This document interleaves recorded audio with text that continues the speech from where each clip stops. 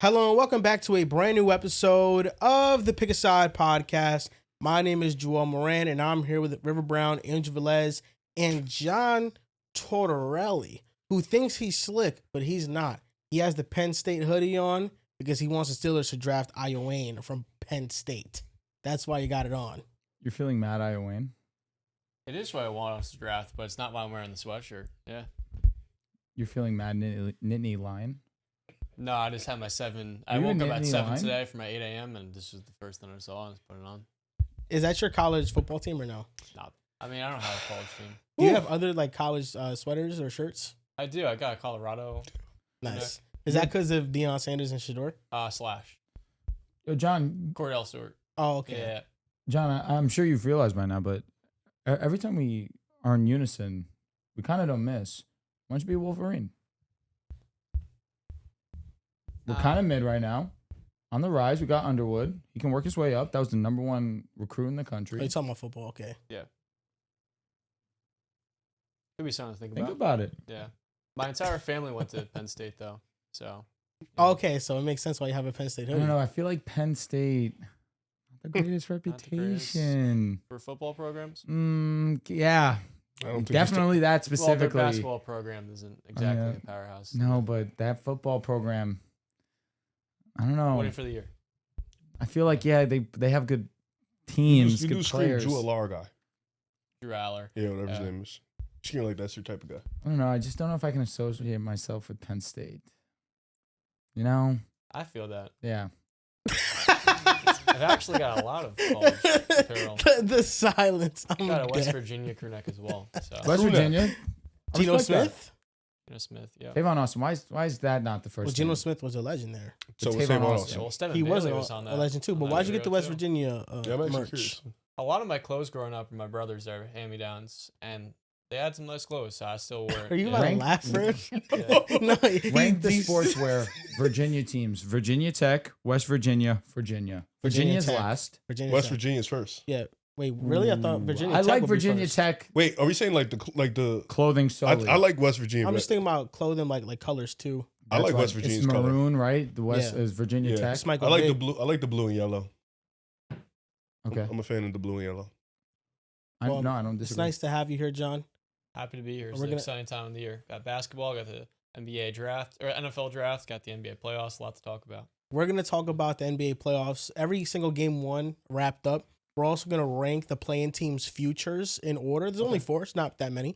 And then NFL, draft needs for sure. Every AFC and NFC team for sure this episode. Dexter Lawrence got traded and A.J. Brown is on the verge of getting traded. Reports are pointing to a lot of teams already fucking time, expecting that he's not going to be on the Eagles and potentially he's going to be joining the Patriots on Thursday, draft night. Unfortunate. However, something I feel like I need to address personally. The Los Angeles Lakers had a game versus the Houston Rockets. And last episode, JC was big chesting me, talking about the Houston Rockets against my Los Angeles Lakers, but we wouldn't win a game. Now, no Reeves. Not winning a game is kind of funny. No Reeves, no Luka. But let's draw the line at no KD. That's where the bet's off, right? That's One where of the their bet's best off. players rolled out. I don't know, the day agreed. before the I feel like the bet should still be Luka- on. No, but he didn't know KD was going to be out.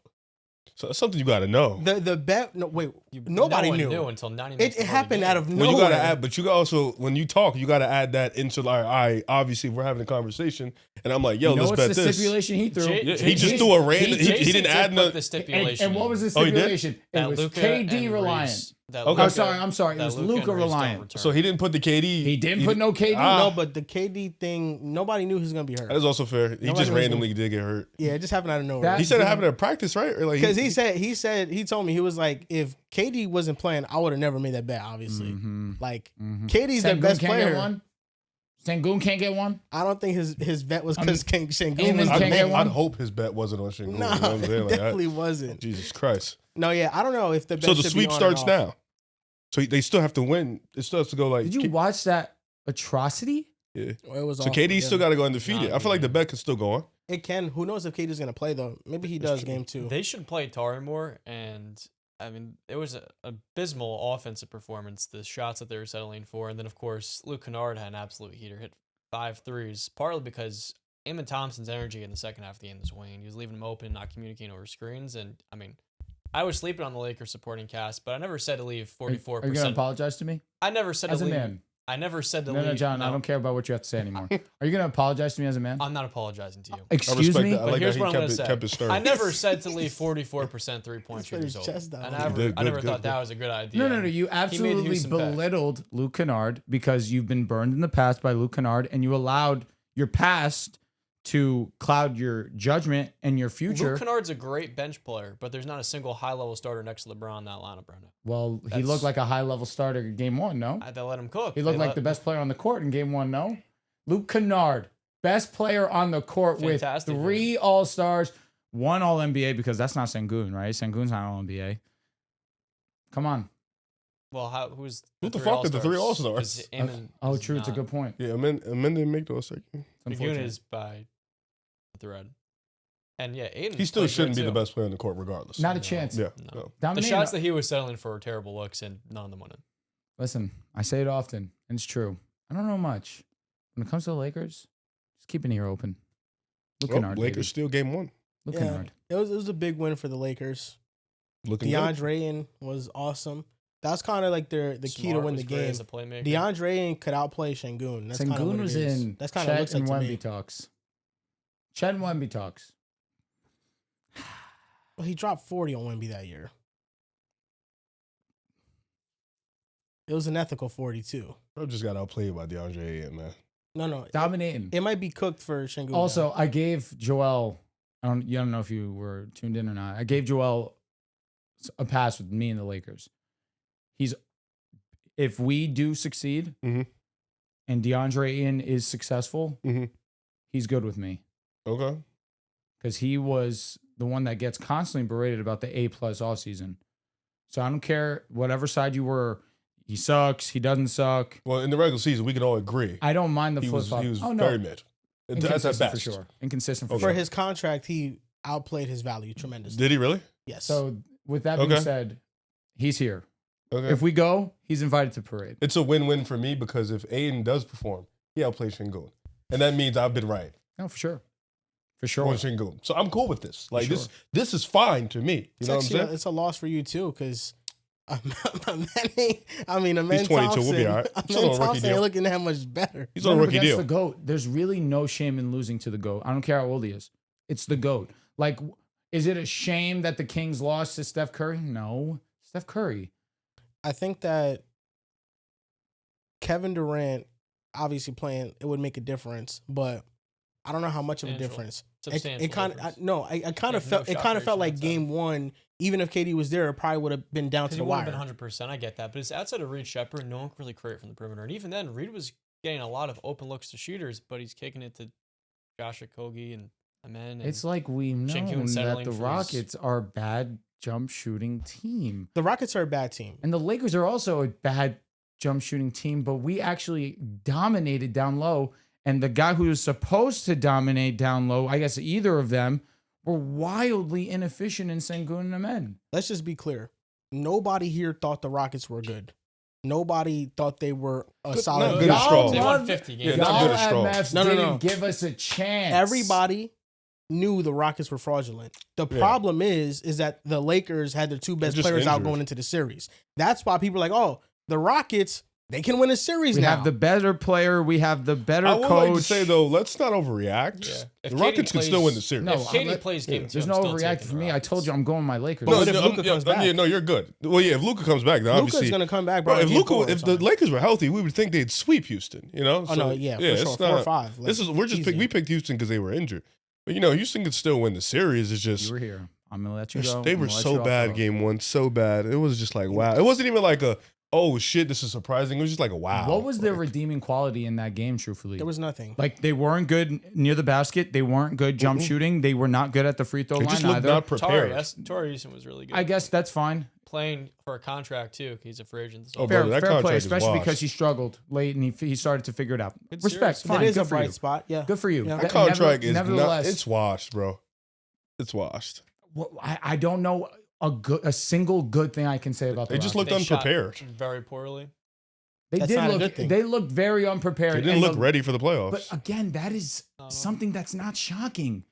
Well, Ime is not a It's good coach. not shocking to me. JJ has shown in moments to more than moments, I should say, to be ready and exceed expectation. However, the Timberwolves left a sour taste in people's mouths thinking that JJ was overrated.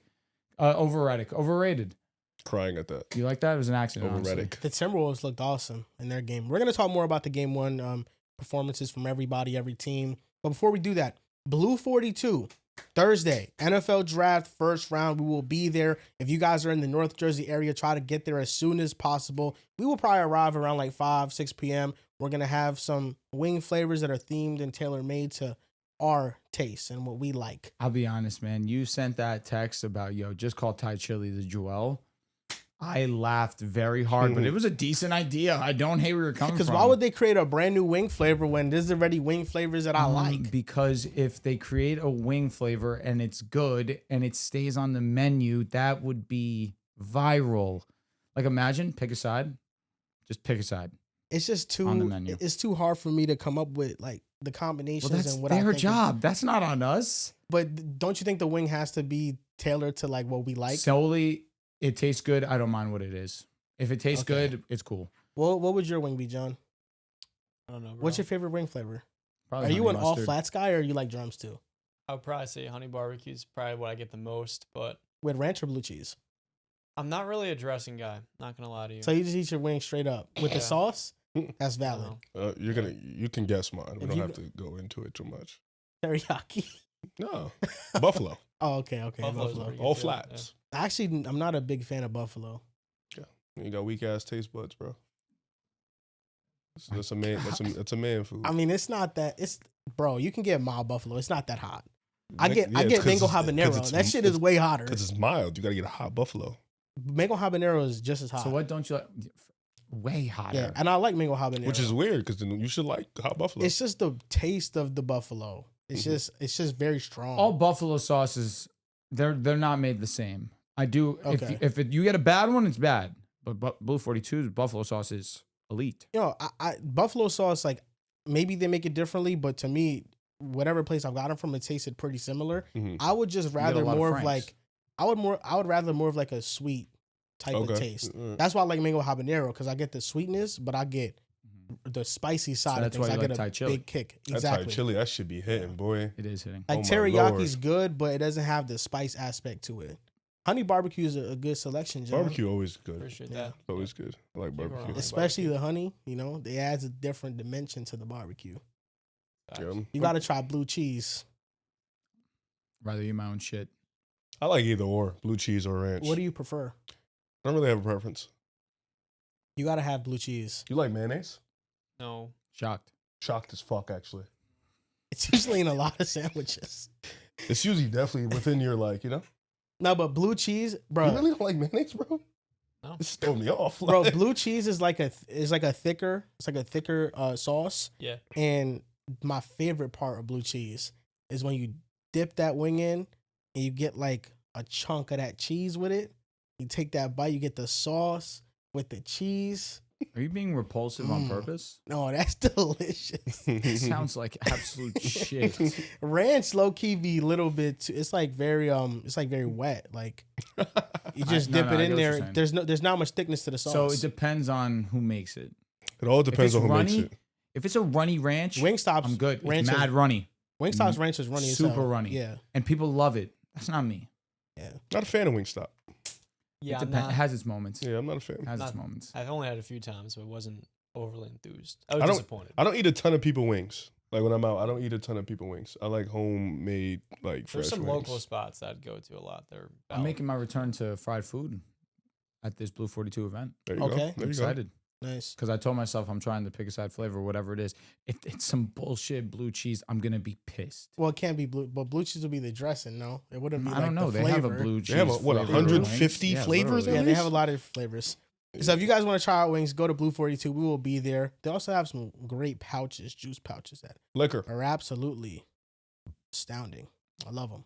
So be there, see us, hang out, watch the draft. Also, we're releasing our t-shirts. They're out now. PickUsHotPodcast.com. I'm going to put the image on the screen right here for the t-shirts, John. Thank you. Appreciate you. John, where is it? Is it here? Is it there? It won't be on the ceiling. Is it there? It's It'll probably be gonna be right here. above the table or right below the table. There we go. And the shirts are also John approved. Nice. Yeah. He got a couple, got him 3, and he texted me after and said, "Yo, Not great. good shit." Yep. It was Real awesome. Yeah. Yep. Every cereal, I love them. Yeah. You sleep in them? No. Yeah. You Like to sleep be with a little socks bit- on? No. I like to be a little colder at night, so I'll usually dress down. Nude? No. That's not what I said. I can No vouch. shirt. He's naked? You This is Brother. Yes. Like, yes. It's He's just completely fabricated. he's no, it's not. I've shared rooms with you. You've You're- been naked in a you're bed na- next to Riv? You're naked, bro. No. You have drawers on. No. I'll fuck with you. Imagine. You wake up in the middle of the night. I wake up, turn around, his ass is just out. Like, John is so sick. This guy's nah, so powerful. that'd be funny as shit. Nah, he But don't you sleep don't. butt Do ass you naked. sleep with a shirt on or no? No, but in winter I might. Yeah, winter I might throw on some. Yeah. That's how you catch a cold, bro. You gotta be careful. Yeah, but I'll have a bunch of Blankets? yeah. That's Nice how I and sleep. cozy. I got 3 comforters on my bed. I sleep a lot better when the room's colder. For sure. Yeah. If they say you're supposed to sleep at, Should be the I think it's coldest. 63 to 68 degrees. The room you're sleeping should be the coldest one in the Mhm. house. Yeah. Are you not fearful that somebody could break in and you have to put on the shirt and pants on to like meet If him? someone were to break into my home, I'm not thinking about putting on a shirt. I respect that. You're just gonna go on shirtless. You're on go mode. What's I good? mean, whether or not But I what have if a shirt the on doesn't what if the change intruder likes what they see? Not really running through my head in that scenario. So what's running through your head? Like, what's going on in your head if that scenario is happening? It's a good That's a question. What would run good through your head? question. Yeah, what would you do? What would I do? I don't know. Like, would you let it, like, would you just give up? Would I give up? No. Or Well, would you first fight thing back? Evaluating are they It's an armed yours. intruder? Okay. Are they armed? That'd Let's say probably be they're the an biggest intruder, they're armed. If they're armed, right, Mhm. that changes the entire scenario. All right, I'm yes. looking at All right, myself let's say and they're So now not I'm getting a armed. shirt. Let's say they're not armed, but they're like 6'5". Okay. What is your first motive? Like, are you gonna fight back? Hey man, Let's protect his house. Is everything if okay? You intrude into someone's house. There you go. There you go. Nah, 6'5", bro. I might just stay my ass in the room. Was there a certain reason that yo, you bro, 6'5". it's yours, 6'5" bro. is big. You know what I'm saying? is that your preference? That's Dell's height. And you hate Dells. I do. Yo, speaking about 6'5" people, I've recently been playing 2K with people in the Discord community. Okay. If you guys are interested, by the way, definitely join the Discord community and be in that gaming chat because I'm very active and I'm always looking for new people whenever I need people to play 2K with. I play with somebody called Spencer. His name online is Spencernator. He's from Idaho. I'm giving out like his full information. But he basically said if we were to run a pick-a-side tournament in real life, 1v1 basketball, he would fly here. And he said that he would fry you, he would fry you, and he would fry you. That's real. Real as fuck, Spence. He was like, John, he won't be able to guard me. He was like, I'd pin Riv shit off the glass. Oh my Well, god. how tall is he? Why is he chatting? He's 6'6". Oh, Oh, shit. shit. All right. Well, Yeah. Nah, he Damn. was talking crazy. And And then well, we was, you in a, 6'6", yeah. we was in a chat with JC, and JC was like, I'm not gonna lie, if you talking all this shit and you ask, I'm gonna laugh at you. No, that's how it goes. yeah, he's 6'6". When you're 6'6", you kind of talk a certain way. Man. Yeah, taller people do have a right. The issue Yeah, is yeah. that our tall person that we know is The most unathletic unfortunately man ever. unathletic as hell. Yeah, I asked him, I was like, do you think you'd be able to cook Dells? And he's like, oh no, he's way too slow for me. He was like, Yeah. Wait, so he would cook him? yes. He said, yeah, Dells is way too slow. He won't be able to keep He him. doesn't know that he's slow. Spence, you He better doesn't, but he's, I guess, assumed. Bro just by looked at his looking build and Good said, logic. yeah. Good Saw logic. not gonna glasses lie. and shit. Was like, yeah, this brother's slow. Yeah, the glasses kind of like it's -10 speed attribute. 100%. immediately. -10 everything. Except by Q. Just -10, 10, Nah, 10. pick a Yo, side that is a one-on-one good cook. tournament, though. Yeah, That hey, sounds shout out fun. Spence. Confidence. I'm you 6'6". From Idaho. What else are you doing out there? Dead ass. He was talking. You're in the man. cornfield? I said corn. Potatoes? Idaho potatoes. I don't know what the fuck's going on in Idaho. Potatoes. Oh my There's certain goodness. states where I really do wonder, like, what's going on. Like, It's Idaho, an honest question. like Oregon. Like, what are you doing over there? Like, yeah, Wyoming, there's North 20 people out Dakota. there. Like, what the fuck are you doing Yo, John, out there? you've played with how many people have you seen play basketball out of Rafe, Drew, and JC? Have you seen all of them play? I've seen all of them play. Who- Drew, actually, I haven't. was gonna I've just say, seen him John. shoot around. Nope. Who That's do you it. think? Who do you think's the best? I haven't seen Drew play. I wouldn't really know exactly until I see him. So this is between JC I and see him Rafe. shoot. I can tell that Drew can shoot. From what I've gathered, he can't dribble at No. all. But you're a good athlete from what it seems like. So Thanks, bro. he gave himself a Tumani Kamara comparison. I said I can see a So little bit fucking of that. accurate. But he can't JC's a shoot. bucket. Who can't shoot? JC's Kamara. What do you JC's tough. mean? No, you're not a defender. Kamara is. That's nuts. That's fucking insane that you let that happen. Why'd you let him tell him? Like, what the fuck? Chill, bro. When we were playing, I was bigger too. But Now I'm Kamara back to- defense. Now I'm back nuts. to my 185. Kamara I defense. still gotta see the defense. Yeah. too. I'm not saying he's a bad I'm defender. getting fried. I've never gotten No, fried. but that's There was basically. only one dude Bro, that that's legitimately. no, that's essentially saying you can lock up a lot of people. Yeah. I'm a pretty good defender. Yeah, but Ray, you're not elite. You Ray, know? who you think would win a 1-on-1 between you and JC? Rumor has it JC's nice. He is. You know what's funny? He's a bucket. Me and him match up a lot in like 5-on-5s, 3-on-3s. It's usually even. I think 1-on-1 though, he probably should beat me because he can shoot. He's a better shooter, but I can guard him as good as he can guard me. It's just he can shoot, so it's like eventually jumper should be falling. So I think he might win. Listen, No bro, as you 1-on-1. get bigger in your stages of life, Careful here. we need to Mhm. lock in on this jump shot. So the IQ, Ah, the I'm trying to get IQ littler. with the jump shot, now you don't have to rely on athleticism as much. Let's age gracefully in this game of basketball. I think we can do that. I'm about to lose it. What? The weight. You're locking in? Yeah. You just decided? Yeah. Oh yeah. I'm gonna lose it. So what's the one thing you're gonna cut out? Well, it has to be liquor. Can you? I don't know. That's the battle. That's the ongoing Listen, war. as a man who had to overcome that, Mhm.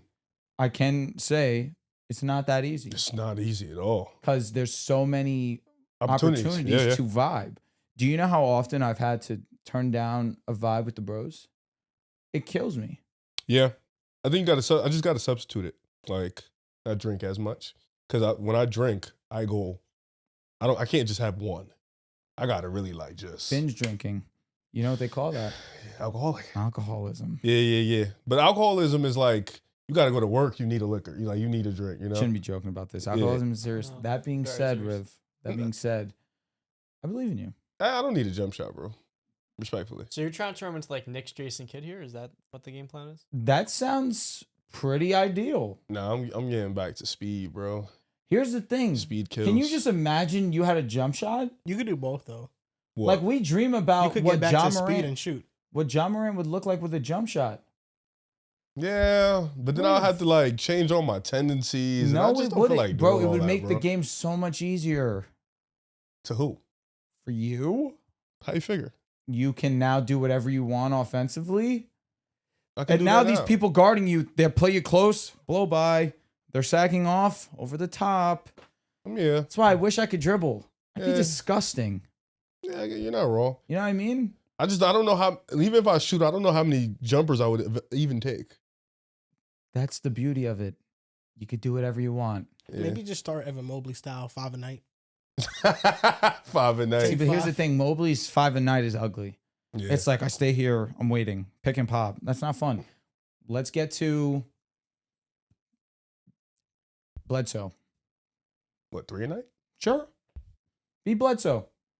Maybe. Nothing wrong with being Bledsoe. Maybe. That was a great, Bledsoe's taking really like 3 strong threes a player night. in the NBA at a time. Now you got to take 5, bro. 5. Because if I don't even think I would get 5. if you only take 3, if you miss 2, you only make 1. It's 33%. But I'll be honest, that's better than what you're shooting now. If you make 2, that's 66%. But it's hard to make 2 of your threes a night. If you take 5, it's easier to make 2 out of your 5. So how many? If I'm taking 5 threes, how many layups am I taking? But here's the thing: are you the offensive engine? I If you're wouldn't the s- offensive engine, brother, you can put up 15, 20 shots a game. I'm not the offensive. I'm not the number one shot. I don't take the most shots. How many shots do you think you take in a game? 12.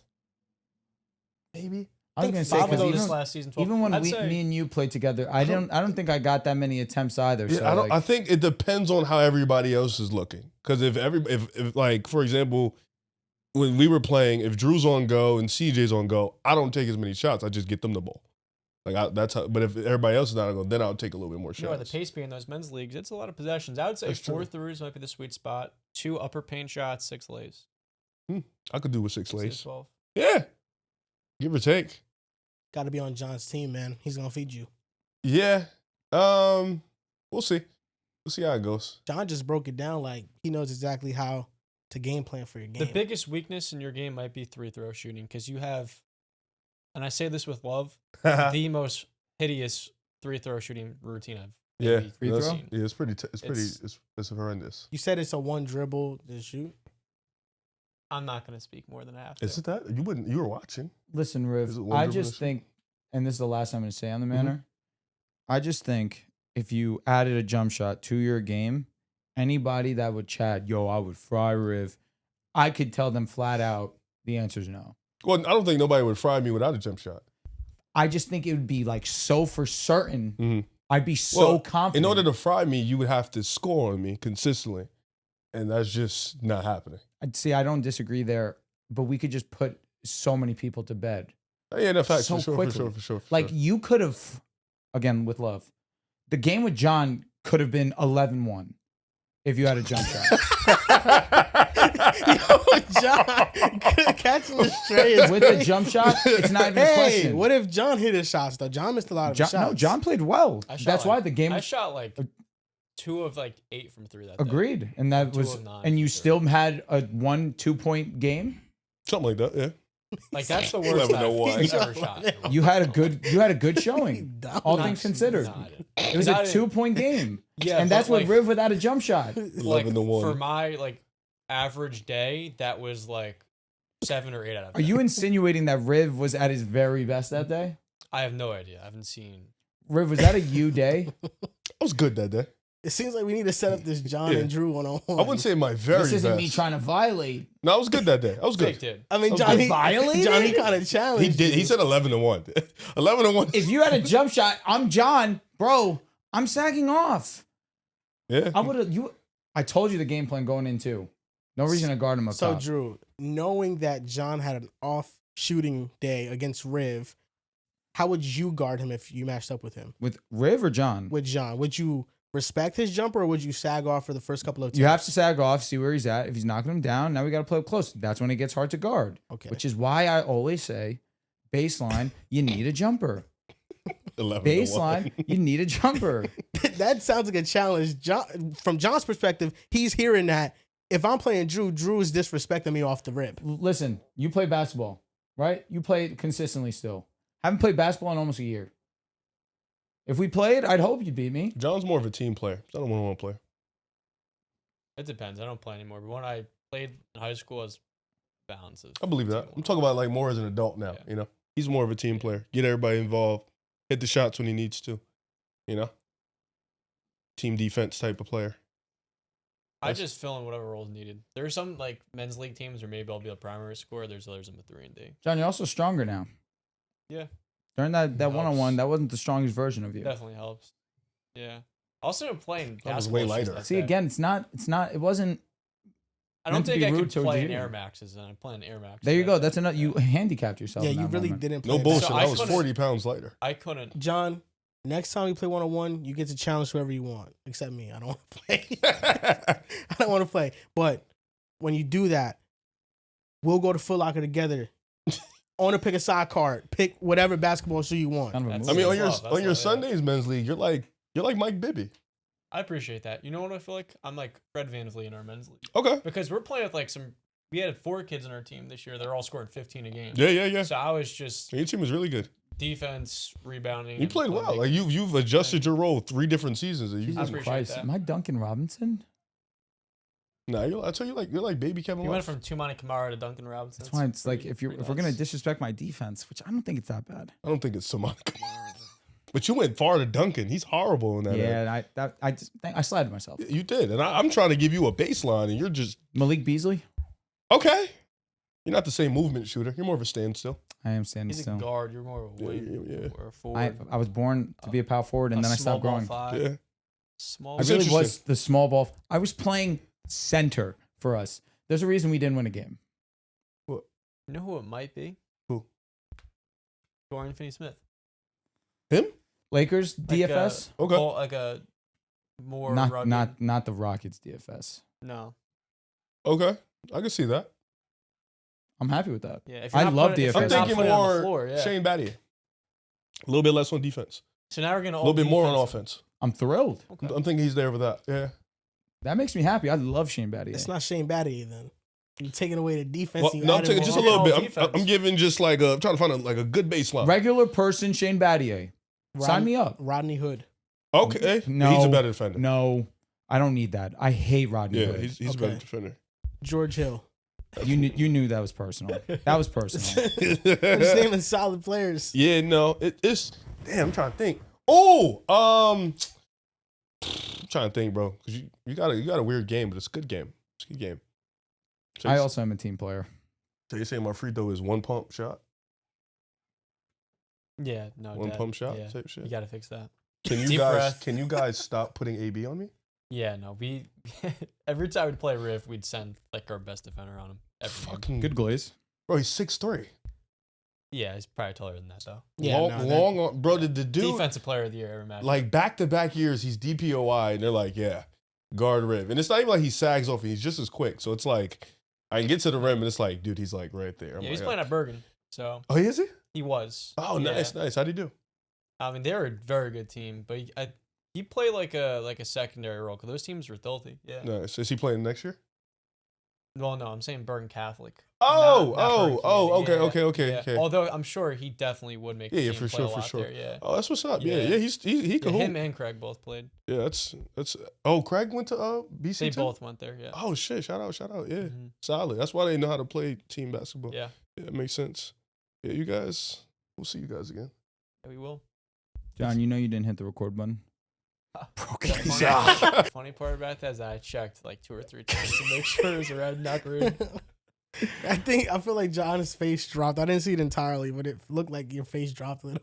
Sorry, John. That was mean. That was mean spirited. He said, like, nah, That was mean that's spirited. crazy. No, I totally had to look back though. Confidence. That was just a joke because, we'll keep that between us.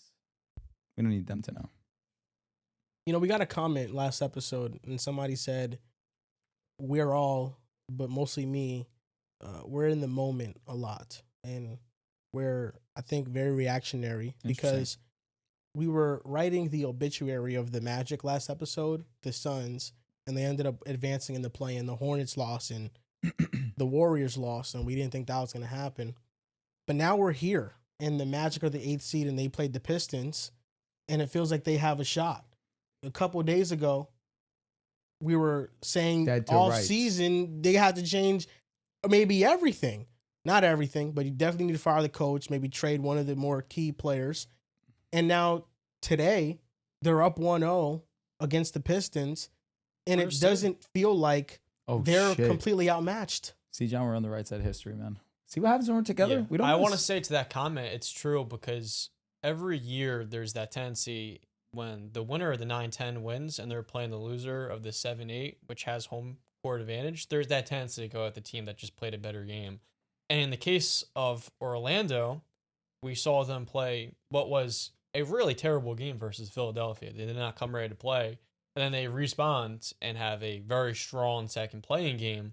And in game 1 versus Detroit, I thought we saw a lot of different things. They came out early, and I thought Jalen Suggs had a great tone. He was playing all over the floor and making a lot of very key plays defensively, setting a strong tone. And then Paulo Banchero has just played better. He's been shooting the ball better, and some of the shots that he's taking are tough, difficult looks. But he's getting to the rim a little bit more. He's playing a lot smarter as a playmaker. And then I felt we saw once Cade, who went ballistic, especially as Suggs got into foul trouble yesterday, and the Pistons went from taking it to a 10 to a 2-3 possession game. I thought the biggest key is that we finally saw Franz Wagner in the second half really found a rhythm that he hasn't had so far, because he has not, even now, he's not playing healthy, and he's still gunning through this. And I thought it was a testament to Wendell Carter, who was the unsung hero, basically taking Jalen Duren out of the game. He only had 8 points, 7 rebounds. Took like 4 Defensively, he shots. wasn't much of a factor because Wendell hit a couple of threes and was spacing out the floor. Wendell is fantastic, and we saw that Orlando can match up well with them. There's also a layer of it too. Detroit's going to win the series to me because I'm not entirely confident in this Orlando supporting cast playing the main stars playing as well as they did in Game 1. I expect Jalen Duren to play a lot better. I expect Duncan Robinson to play a key role. But Game 1 was a very impressive showing. You hope that Orlando can build off that and keep this a very competitive series. Can they win the series, Riff? Orlando. Can they win it? I mean, I'm still gonna say no. I still think we're gonna win it. Funny enough, Orlando has a history in these Game 1s. Went up Game 1 on 2019 Raptors. Went up Game 1 on the Bucks. I forgot what year it was. 2020. Yeah, that was the when, bubble. went up Game 1 on them. So they have a history of just showing out in Game 1s against teams that they shouldn't do it to.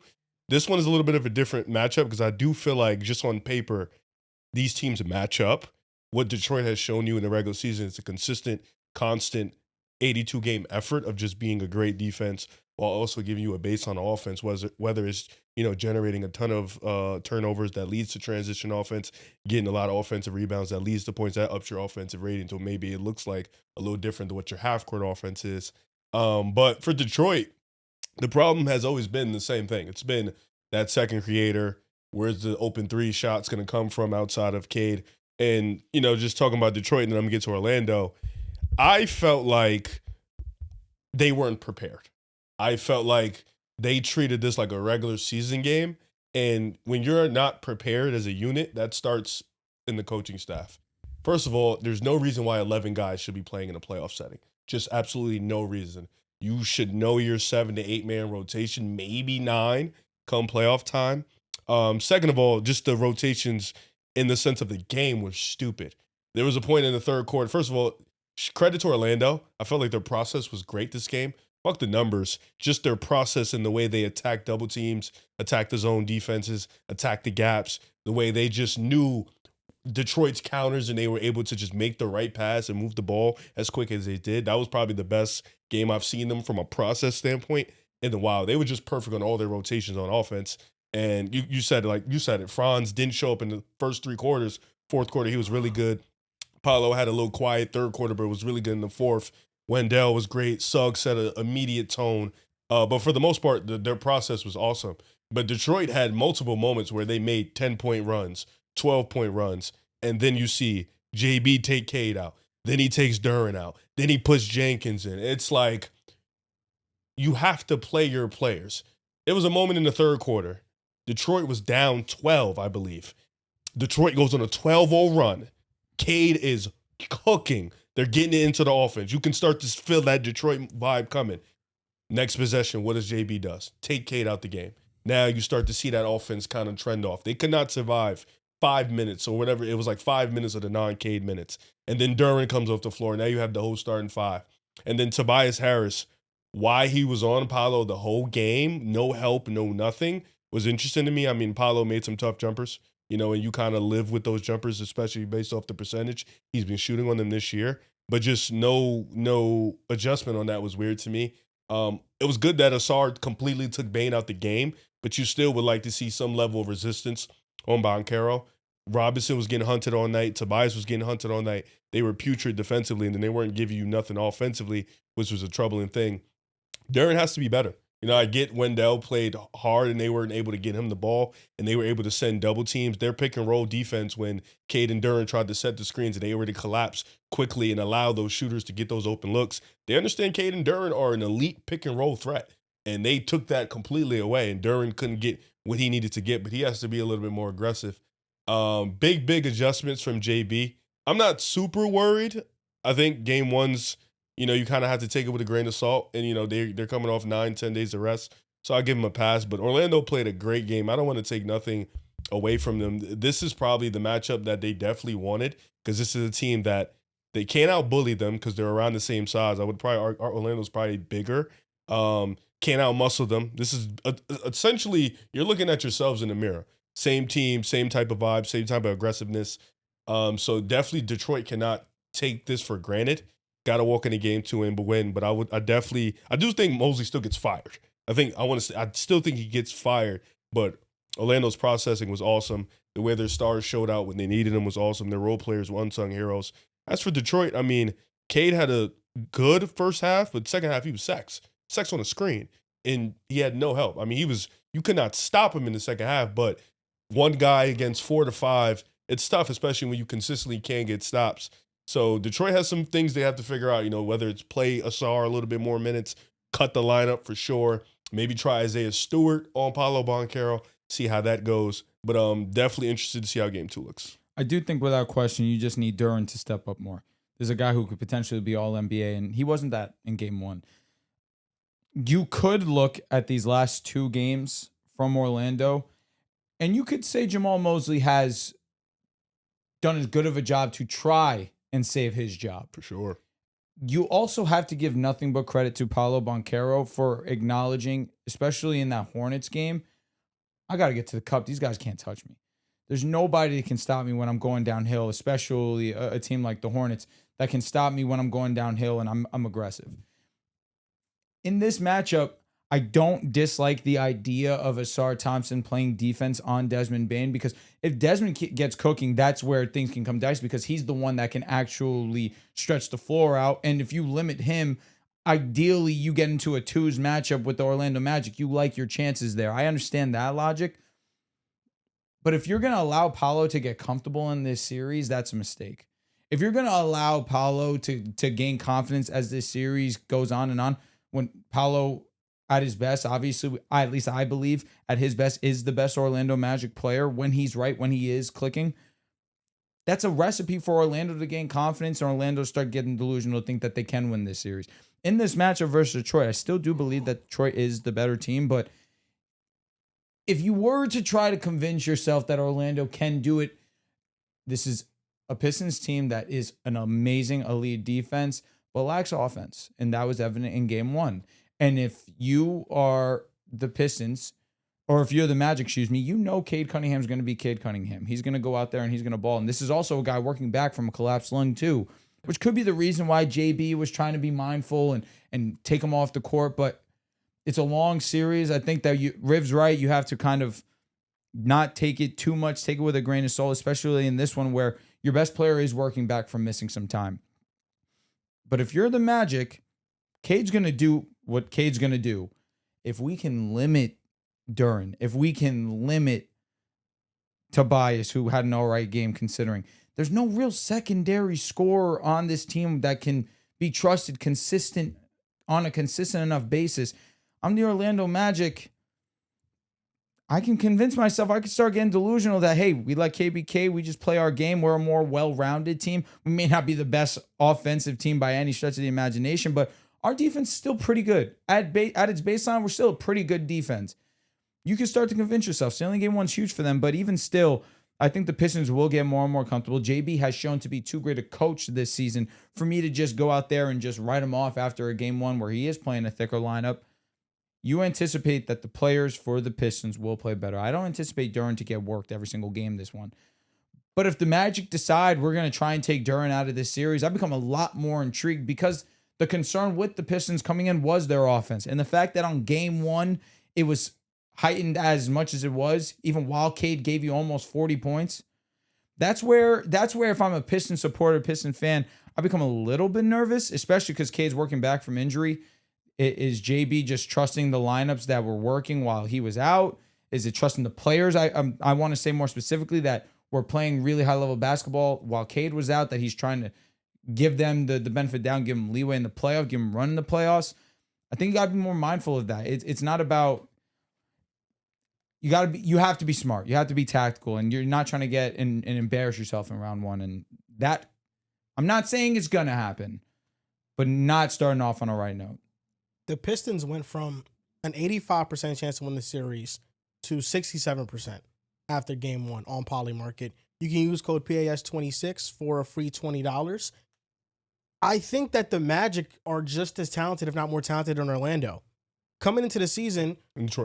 Than Detroit, sorry. Coming into the season, most of us, maybe outside of Riv, thought that Orlando would have been a better regular season team than them. Orlando hasn't had the continuity. They haven't been healthy all year long. Now they have their players back. They're still not 100%, but they got their guys back. You look at the top 6 players in this series. In no particular order, although we know Cade is the best, then Duren, then it's Franz, Paolo, Desmond Bane, Jalen Suggs, and maybe Asar Thompson is better than Jalen Suggs. I think that's like a toss-up, but that's how it is. I feel like Orlando feels as if we have more creators, we have more players that can score than you, Definitely and more we creators. have more talent than you. With Detroit, my concern for them becomes, while I understand Asar Thompson's impact on defense, on offense, Jalen Suggs was roaming off of him, and that's why Jalen Duren only took 4 shots in the game.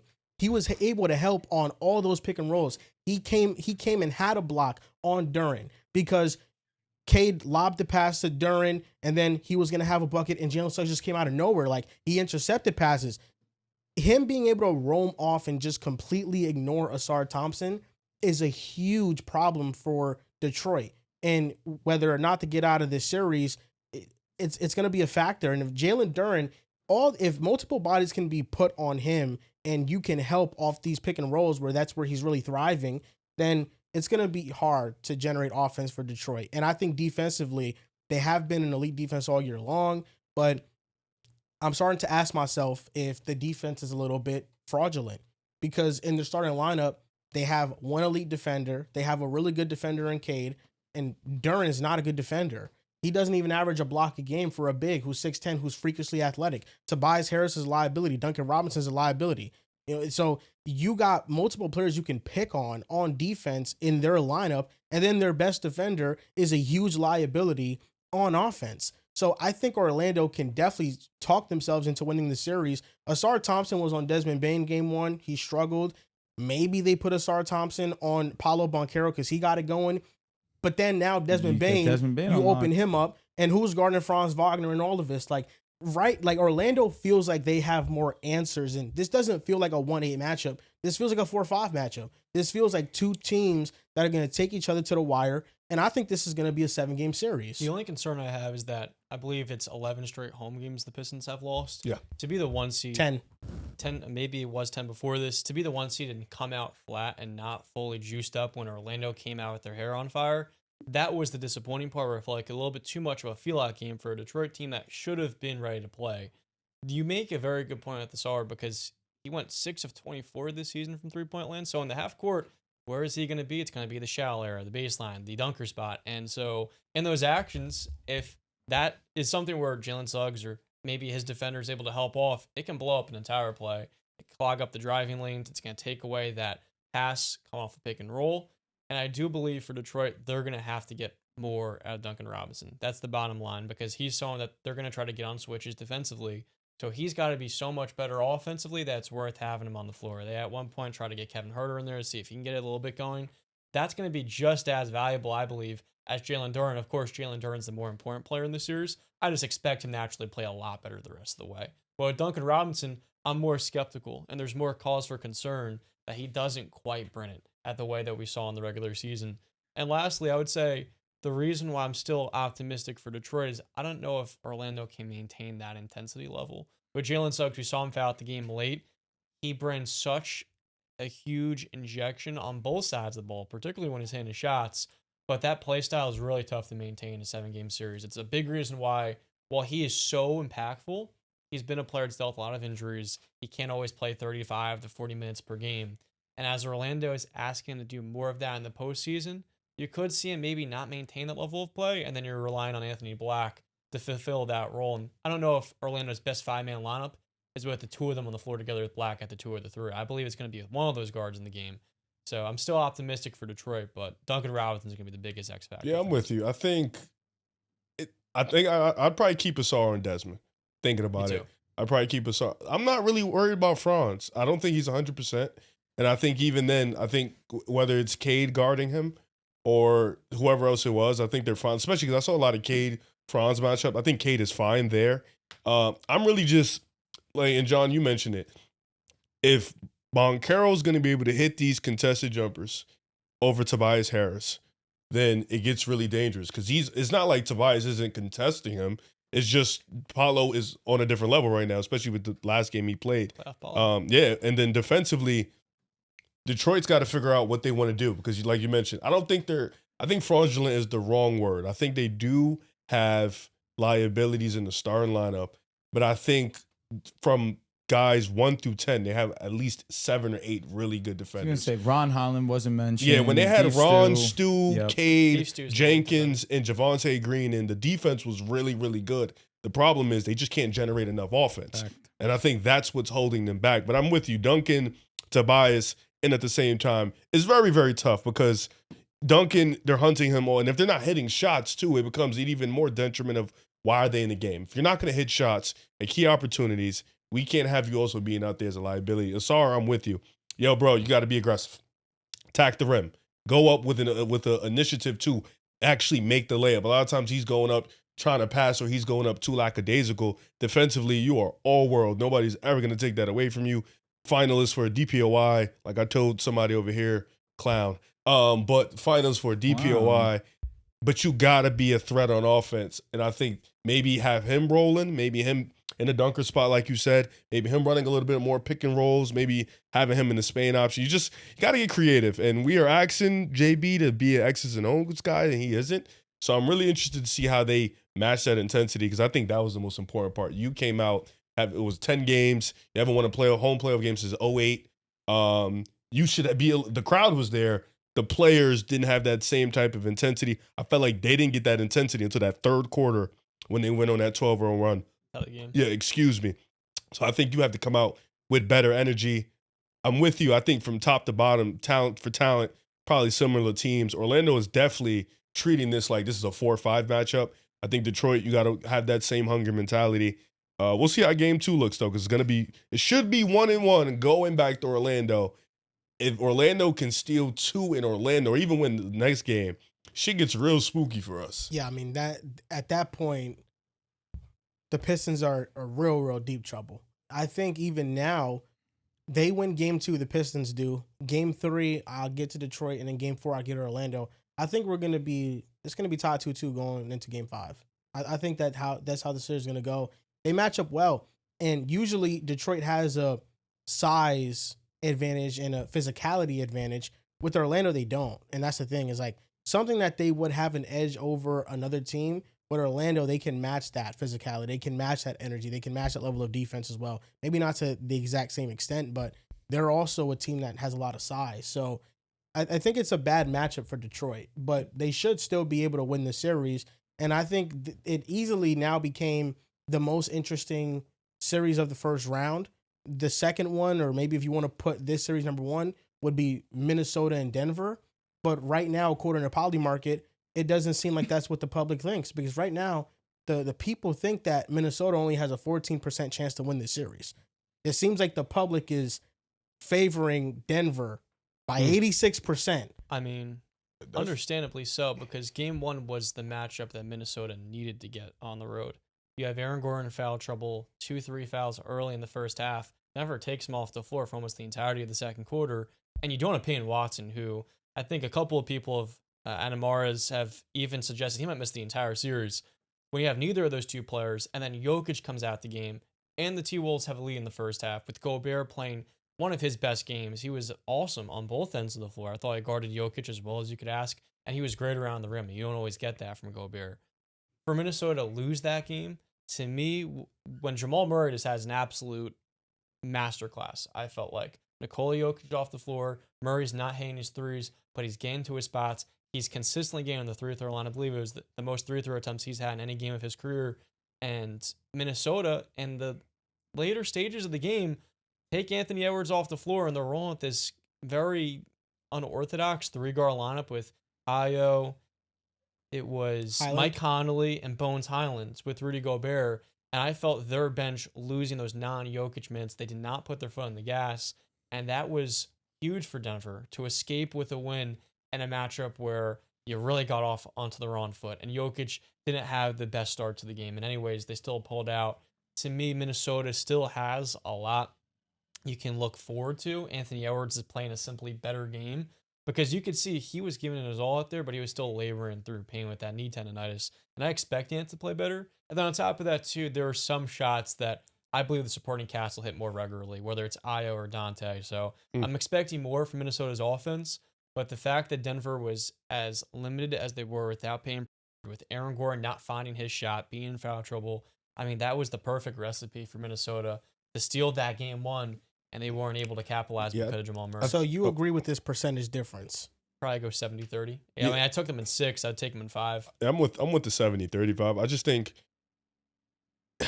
Denver is a tricky team because I felt like in this series specifically, if you had any other series that would be like this is the one where they can lose. If you told me Minnesota was healthy, I would say this just because this is a team that's given them as much hell as any other team can give them. And this is a team that sometimes some teams just know you like the back of their hand. This is a real rivalry in the sense of these teams go button, but I think they were 15-15 in their like last 30 matchups where it was like even. But Ant's laboring an injury right now, and you could tell he was grimacing a lot throughout the game.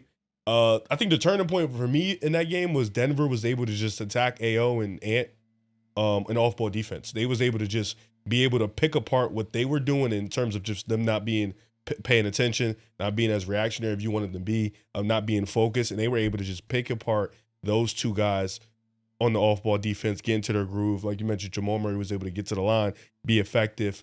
You watch the Joker, he started to get it going too. And Minnesota felt like they were in control in the game, but then Denver showed a level of calmness and patience in the way they didn't waver. They kind of just let the game flow into them. They kind of got into it in the sense of they just got into the offense, figure things out, and then you saw kind of a turn in where Denver started to really push their foot on the gas and win that game. I think for Minnesota, listen, if Ant's not 80%, 90%, this is going to be a tricky series. Randall has to give you more. He has to give you more. A lot of conversation, no Randall talk yet. Because he over the last 2 or 3 weeks, maybe a little bit more, he's been up and down. Mm-hmm. He has to give you more. And I think Rudy, like you mentioned, he had a great game, but he has to give you more. And then I thought Dante, he came out on fire too. He was a little bit hot in the start. He played well. Minnesota, it's a tricky one because I feel like this probably after that first game, you feel like it feels a little bit more lopsided now in other years, but I'm going to still give him a chance because I feel like things don't really start to get heated until the other team plays on their home floor. So it's game 2 going into Denver, but I think the energy could shift in Minnesota. So I do still think Denver's going to win the series, but I could still see it going 6 or 7. I was going to say, it's not the end of the world that Minnesota lost game 1. You had a underwhelming Anthony Edwards performance, and Julius Randle was not the greatest either. It was at least a 50-50 game. Like for most of the game, you thought that Minnesota could pull away with it. And you're on the road. Your best player is clearly not at 100%, and you made Denver look uncomfortable in portions of this game. I think the percentage is a bit skewed. I think 70-30, I get it. I'm still on the side of the 60-40, give me Denver, because again, Anthony Edwards was not the best version of himself. Now, if you tell me Anthony Edwards is going to be this the rest of the series, then yeah, we can chalk it in 5, because then Anthony Edwards is very obviously injured and trying to play through that. And if that's the case, 1, I can commend him, but 2, got to be careful with that, because then let's say it carries over. You don't want, God forbid, this is your franchise. This is your franchise. You don't want to put him in any harm's way that this could be a long-term injury. And then now you're also leaving him open to criticism in this game, which is fair. I think I respect the franchise player going out there and being willing to die on their sword, especially in a matchup that has proven to be such a strong rivalry over these last few years. But again, let's say that he's all right and he can only get better in this series. If I'm a Minnesota fan, there's no reason to press the panic button right now. It's game 1 on the road. And for a majority of this game, it was competitive. It's just Denver clutched up like they usually do at home in the playoff atmosphere. And credit to Jamal Murray, again, how effective he was and his ability to get to the line, perfect from the line, 16-16.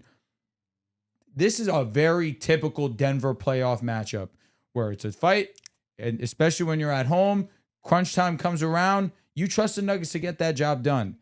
And with Anthony Edwards not being his normal self, if you're a Minnesota fan, calm down. It's game 1. You probably anticipated coming in that you were going to lose this game. The fact that it was as good of a game as it was should leave you relatively optimistic, considering thinking our 2 best players could play a lot better than this.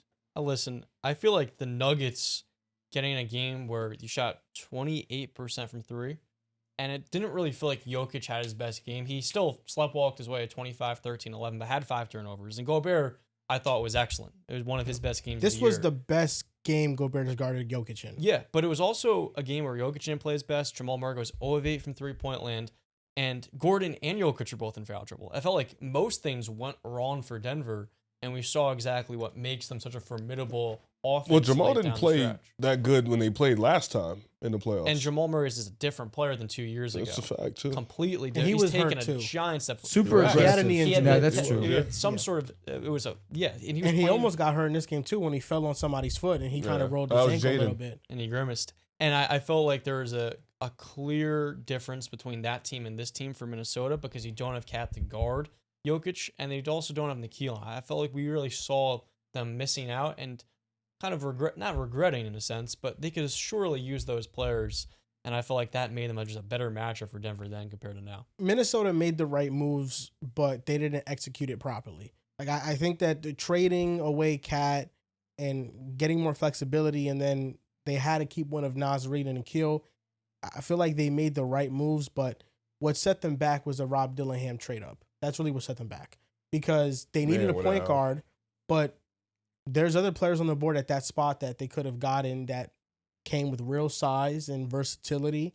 And now Rob Dillingham's on another team, and Minnesota has two players that have filled that point guard role in Boynes Holland and in Dasumu. So they've made up for it, but you wasted a big asset on a player that is essentially a non-factor for you.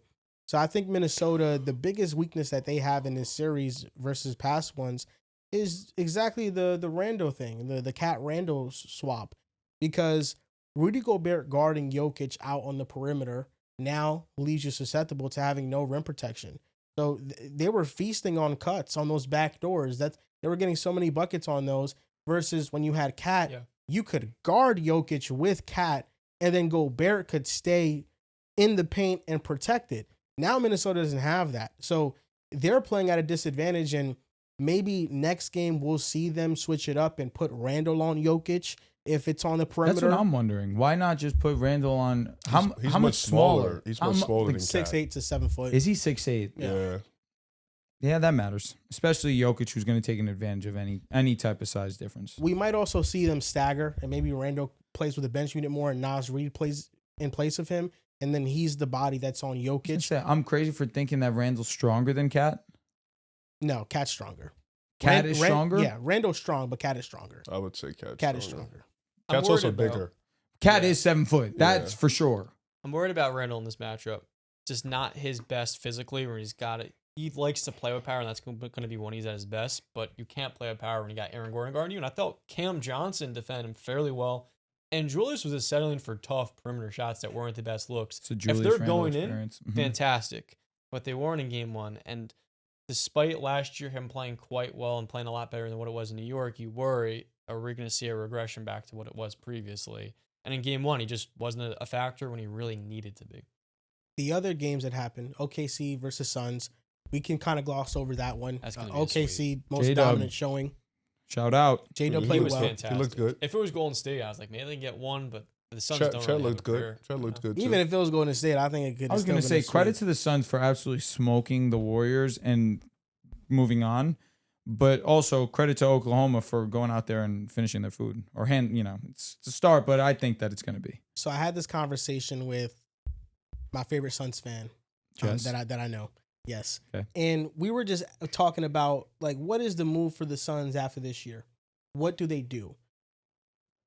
I feel at this point, Jalen Green has played himself into not being expendable because Jalen Green saved their season. Would have saved it against Portland if they pulled that win away. It's 2 games where he saved their season, and he has upside. And we see how hard it is to play in Houston's offensive infrastructure. And it wasn't the most efficient 20, but he did score 20. If you give him a better infrastructure, maybe Jalen Green plays better long-term with the Suns, and he could be there's no reason why talent-wise Jalen Green can't be a top 5 shooting guard in the sport. Can he be better than Desmond Bane? Is he serious? You saying this is nuts. If he was saying this, I'd get it. I've been You transformed. saying this is nuts. You don't understand, man. I'm watching these Jalen Green masterclasses. You got to decide which side of the When fence. it's non-playoff April, Jalen Green is As He's a also rookie, injured this he's year. We saw him in a fantastic. play-in just now. He played I said great. He said no. non-playoff. He did say non-playoff. Postseason. Playing is postseason. Oh, go to Yeah, hell. playing Those numbers you postseason's cannot not find them. playoff. You Oh, can't would find you go the to hell? numbers. We were No, this riding for Deni a couple days ago. No, hang on. I'm just making a point. Once it gets to the playoffs, we see a lot more. So you're going to variance. judge Jalen Green against OKC harshly. So we can prop him up against. I watched him versus Golden State last year. Yeah, he was. He got a game. He got game He two. wasn't got a good game. for 6 of them. When he was We have to see Jalen Green, they won. And Yeah. you're right. He wasn't healthy this year. Put a full season together. He definitely 'Cause wasn't My healthy this question year. for you: what does Jalen Green do? Traits beyond like an actual like skill, whether it's scoring, defense, playmaking, a part of scoring. What's he do at a high level? At a high level, Damn, he hit you with the high level shit. You couldn't think of none. Like Huh? above average, Ah, all above right, all average, right. I think is shot making. He Based can on get what? hot. based on He's a hot and cold player. aesthetics. He's a hot and cold player. But still, if you could believe in Paolo, I could believe in Jalen Green. No. No. Absolutely. I don't like that. No. I don't like that. Absolutely. No. No, I don't like that. It's they're But so we're far moving- from the we're spectrum. moving And this away- is someone who loves Jalen Green. Like, Yeah, no. We're moving away Very from the few. conversation though, because We gotta we're start mo- putting Franz Well, in those talks too. we're moving away from the conversation. We got no. Jordan, on this we What do you gotta- mean? Franz took over in the fourth quarter. That's all. Huh? Franz was the reason the Magic won in the fourth quarter. Boncaro was took the over. reason they were up. In the first quarter, he First played half. a great first quarter. First half. Yeah, but in the first quarter specifically, he fourth, had the most points. Paulo's what Yeah, got the Paulo lead, was but the, it was a 65, 65 but all tie I'm game saying until is Franz. we gotta start putting Franz Franz was in the those one who conversations. pulled the game Franz away. ain't untouchable. I'm not saying who Uh, said Franz is all right, I'm untouchable. just- Let me get to this.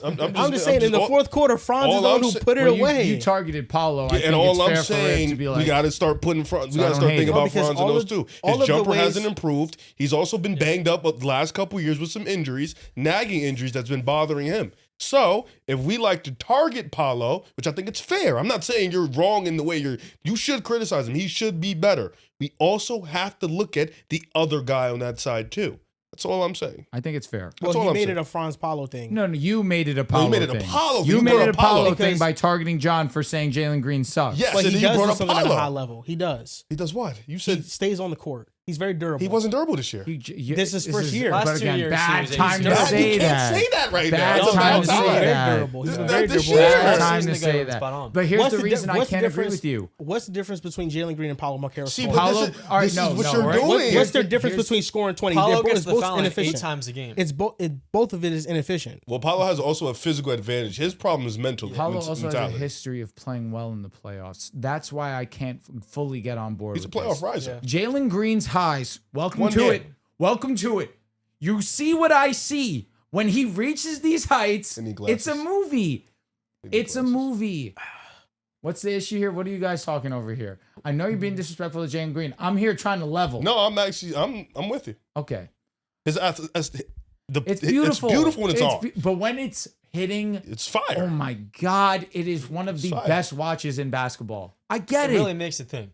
The He playing really- was incredible. Makes you giggle. It makes you tingle. Like The fact yeah. that he went out there and absolutely violated both the Warriors and the Blazers. He could do whatever he wanted. That makes you believe. It makes you believe what his ceiling can be. It's just he lacks so much consistency.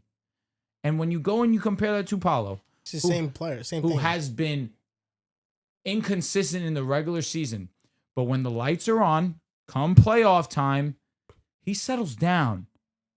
Paulo's just better at literally everything. Here's the thing. I don't want to be overly critical of Jalen Green because Jalen Williams was guarding him. He was playing fantastic. And that Oklahoma City defense is going to make you look a whole lot worse. Well, Look at what everybody. Dylan Brooks was really struggling yesterday, especially. It wasn't just Jalen Green, it was the entire roster. We're not that going to played judge down. Jalen Green off of OKC. No, I agree. And also, That's- Dylan Brooks, I'm judging him he off be what he's been the tweaking last 3 sometimes. I years. feel like Of with course, his shot but types. He be bugging. My whole point is, number one, Paulo's contract is much, much worse than Jalen Green's. Insane. And much, much worse. Like if Paulo That's all we've doesn't seen. pan out, it is much more detrimental to Orlando than Jalen Green not panning out for Phoenix. Jalen Green has, I think, 1 year left in his contract, and then you get off from it if he doesn't keep improving. Jalen Green, to me, has bought himself leeway with how he played in those 2 playing games. My question for the Suns becomes, who is going to leave the rotation that is going to make way for their young players to actually play consistently next season? Mark Williams is an RFA. You have 2 centers in Oso and in Malawat. You can fill in those spots if they don't want to bring him back. And it seems like that foot has started flaring up again. Bummer. Also, not a bad idea to have 3 centers, considering Mark Williams is injury prone. Yeah. But then Rasheer Fleming has to play. I feel like that's a must that he has to play next year. Is Dillon Brooks not an option that you're thinking about? Because I feel like the way he played this year is his highest possible value. I think that it depends on what. Turning your back on Dillon Brooks. It's not that I'm turning my back on him. I'm thinking of it from a business perspective. He's set a culture, but who I think has been the most impactful player to the Suns defense this year has been their bigs and Jordan Goodwin. I think that's been the reason they've been a top 10 defense. That's fair. I just think it depends on the direction of how you're looking at Phoenix. You have to look at Phoenix in the sense of, all right, we're here. We've retooled since the Kevin Durant trade. We have Devin Booker on $70 million. We're probably not going to win a championship. But how can we stay competitive, stay relevant, always give ourselves a fighting chance in the playoffs? I think if they're looking at it from that aspect, I would probably keep Dillon Brooks. Try to make different moves on the margin. You know, maybe move that Royce O'Neal contract. Maybe get off that Grayson Allen contract. You know, keep relying on undrafted guys or maybe these late second round, first round picks or gems like Colin Gillespie. But I would probably try to keep Dillon Brooks. He's on a steal of a deal, too. I think it's like 20 mil. You need Grayson, though, because the shooting is Grayson's limited. really And listen, if you want to keep him, that's cool, too. I just don't think I understand Phoenix, your logic. Yeah, though. Phoenix doesn't have many avenues to where it's championship. Sometimes you got to just look at things and be like, yo, let's just stay competitive. I think that they're due for regression next year, just because Possibly. of, It's also the West, too. it is the West. I do think they need to prioritize like just playing their young players because they don't have a first round pick. So Malawat and Fleming, them being in the rotation next year is what can swing things for them. But that's why I don't think Mark comes back. Like Jalen Green, even though he had the 2 games, I really don't think he has much value across the league. There's been some mock trades with trading Jalen Green for John Morant and maybe like attaching like a pick or 2 to it. I don't know. Like John Morant, if I'm the Suns, he doesn't stay on the court. He could be a point guard and he could alleviate the playmaking responsibility off of Devin Booker, but that's a huge risk and the contract is also bad. That would be That's his contract. awesome. How much does he make? 41 million. It's not terrible. That isn't terrible, especially in today's NBA. And listen, That Devin would Booker be- plays amazing with a point guard. that would be huge. That That would We were would talking be, about this last show. Booker needs a true table He setter. does, yeah. But if you, that table setter's missing Hey, if it's 50 just games, he Jalen doesn't. Green, I don't hate the you idea. don't have to do this. Like the way you're No, it's wording a it is gamble just and a weird, gamble. But like I agree. You know what I'm saying? It's a I gamble and a agree. gamble. I Like, think it makes more sense. You don't need the double shooting guard, especially if JJ's going to just go gamble for the point guard. get the point guard. it's really on how much Yes. they believe in Him staying healthy. Jalen Green, or not even John Morant, but if they believe that Think that Jalen he Green could has be a like real future. upside, you Mhm. know, as a guard, as a That's point really- guard, because that would be Other the way thing. around. as a He would be shooting the 2 guard. How much can Booker? No, I think they're done with that experiment. I don't I think like They it's were just a playoff team with that experiment. no. It's not even that. It's I think Booker's just his efficiency, his Yes. aggressiveness as a 2 guard is where he is a 2 guard. I think they want him at that natural 2 spot anyways.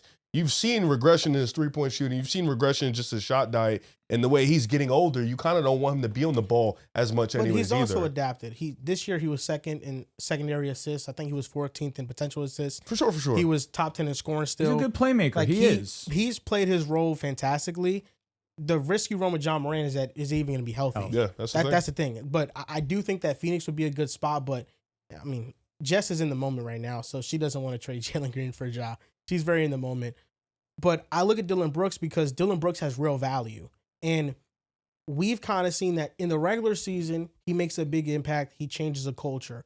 But in the playoffs, I mean, the game 1 against OKC, he was trying to he shot them out the game completely. But he does Like, that all the time. in The Suns playoffs. were going to probably lose anyway. There's also the Dillon Brooks experience, Yeah. unfortunately. But if you're that version of Dillon Brooks, you have to take into account that's what I'm going to get in this type of setting. He still has value because he's played his way into a very positive player. You can get something back for him, and that can make room for Rasheer Fleming to be in the rotation. And now you give your young players more leeway How to many play. teams- Trading Brooks more so opens up room in the perimeter for like a Kobe Bryant. I'm Yeah. against trading him because every team needs a Dillon Brooks, and we've seen that impact immediately, whether it was Memphis, Houston, or Phoenix. I understand his value right now at his age is the highest it's going to be. It's hard to expect him to maintain this level of scoring output next season. But if you were to trade Dillon Brooks, you're now losing your best wing defender. And Jordan Goodwin is one of the best guard defenders in the sport. But I look at a lot of these matchups and maybe you can say, all right, Deni and Villa, Dillon Brooks can't guard him either. But he at least gives you that physical tone that you would lose and they would lack a very big part of their identity. I believe trading Dillon Brooks. So I'm against that. I wonder how the roster is going to look next year because Gillespie and Mark Williams are free agents. Who comes back? Who doesn't?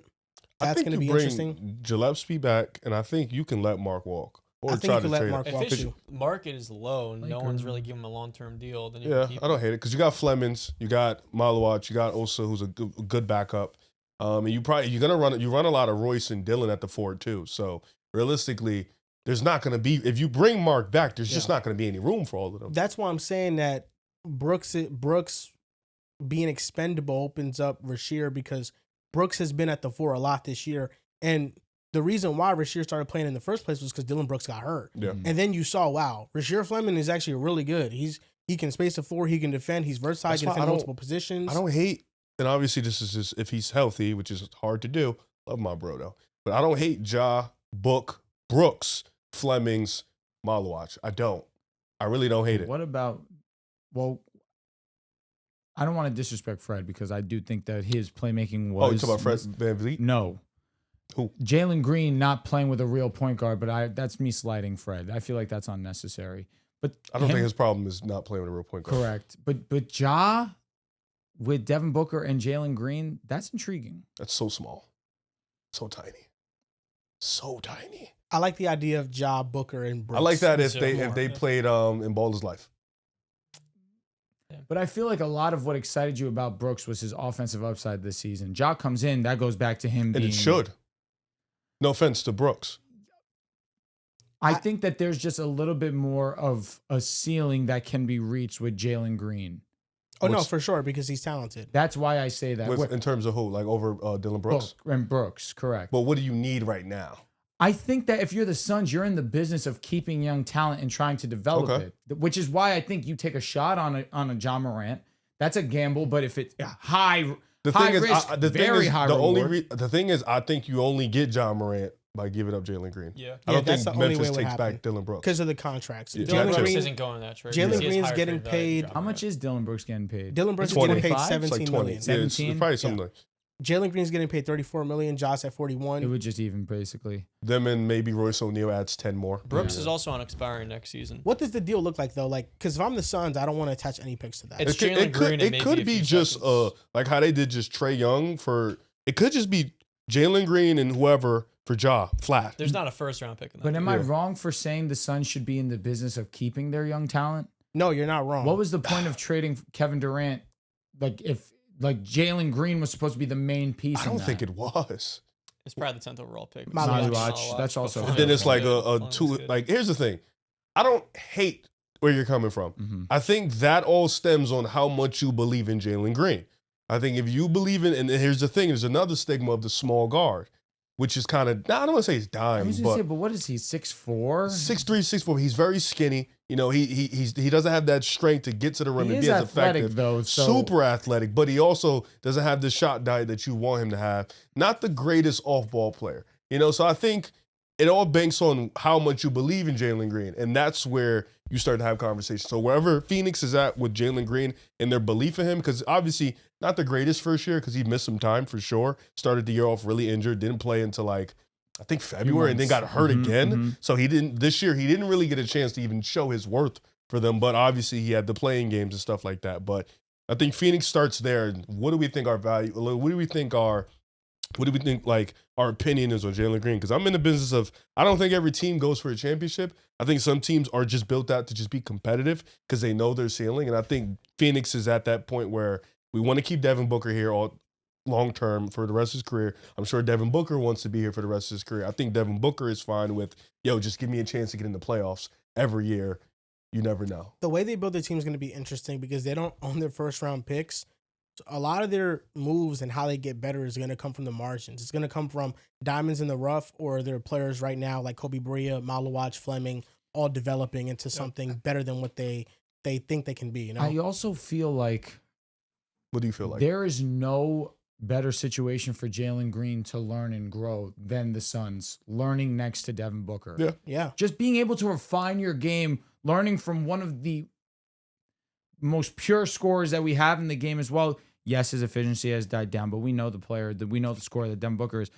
I feel like he could really thrive with the Suns long term. Hey, listen, Steph didn't become the guy until 26. I'm not even saying he could be Steph Curry. I'm just giving you optimism. He shows it. So He shows it. No, just became a stud. Yo, How you many never know. points do you think Jalen Green averaged this year for the Suns? 20. I was going to say, 21. I think it was 21. I thought it was like 17. It's 17.8. Nice, John. 18. We round here. Field goal percentage and 3-point percentage. Guess it for me. Can we just guess true Okay, shooting? I'm going to say shooting, 34 and 45. True shooting, I'm going 51. 44 and 35. Mm-hmm. 42% from the field and 35. 31% from three. Not good. I will And say his shot diet makes it look lower than what it is. 75% from the line. It was a career low for him from the line. Career low from three. How many games did he play? Like He 18. played It's worth 32. throwing him at Ja Morant. Like, you're just taking a flyer on Ja. I would be more than happy with that for not attaching picks. I would And say Ja's going to be a free agent anyways. yeah, So you could the just. risk to that is Ja doesn't play, but Green missed half of the season as is. Yeah. The two players, which I would probably argue are going to be maybe moved because they can get you some seconds and Bryce. clear up the Royce O'Neal and maybe Grayson Allen. Clear up the Or playing Ryan time. Dunn, maybe. Good yeah, God, Ryan let's- doesn't really play much anyways, but you're going to clear up the playing time for Fleming and then maybe another player in the mix. I tried to tell you about Ryan Dunn. Hey, man, he could defend. It's If he fucking- got drafted to OKC, things would be different. You know what? That's not a bad He opinion. wouldn't play though in OKC. Probably not. But Jared can make hey, his listen, time they love play. guys who can guard and not score. Maybe. So Celtics Like dominate Lord. the Sixers. I I was think thinking more Case and Wallace, the- but same guy. the best thing about this game was just how amazing Jalen Brown Tatum. and Tatum played. Mhm. And then Tatum, first playoff game off the Achilles, Looked incredible. was amazing. Looked like the best player on the floor. You scared? Without a doubt. No, Pistons. we'll be all right. You think you guys can handle the Celtics? You guys Maybe have played them handle all the historically. Magic. Maybe we will, maybe we won't. Is that where we're at? We play them well. I know that. Really, really well. Dels you know? knows that. We have to get there, though. That's what I'm I saying. take it. I Is take that it. why you're starting to get concerned? No, I take it game by game. There's no concern with you. We're at game by game basis. I've been now? at game by game with Detroit. I've been Like at I game. feel like We're a young team. If Cel- I had we had a cap at where we at with our guys, I would be like, yo, let's. But no, we're super young. Take it game by game.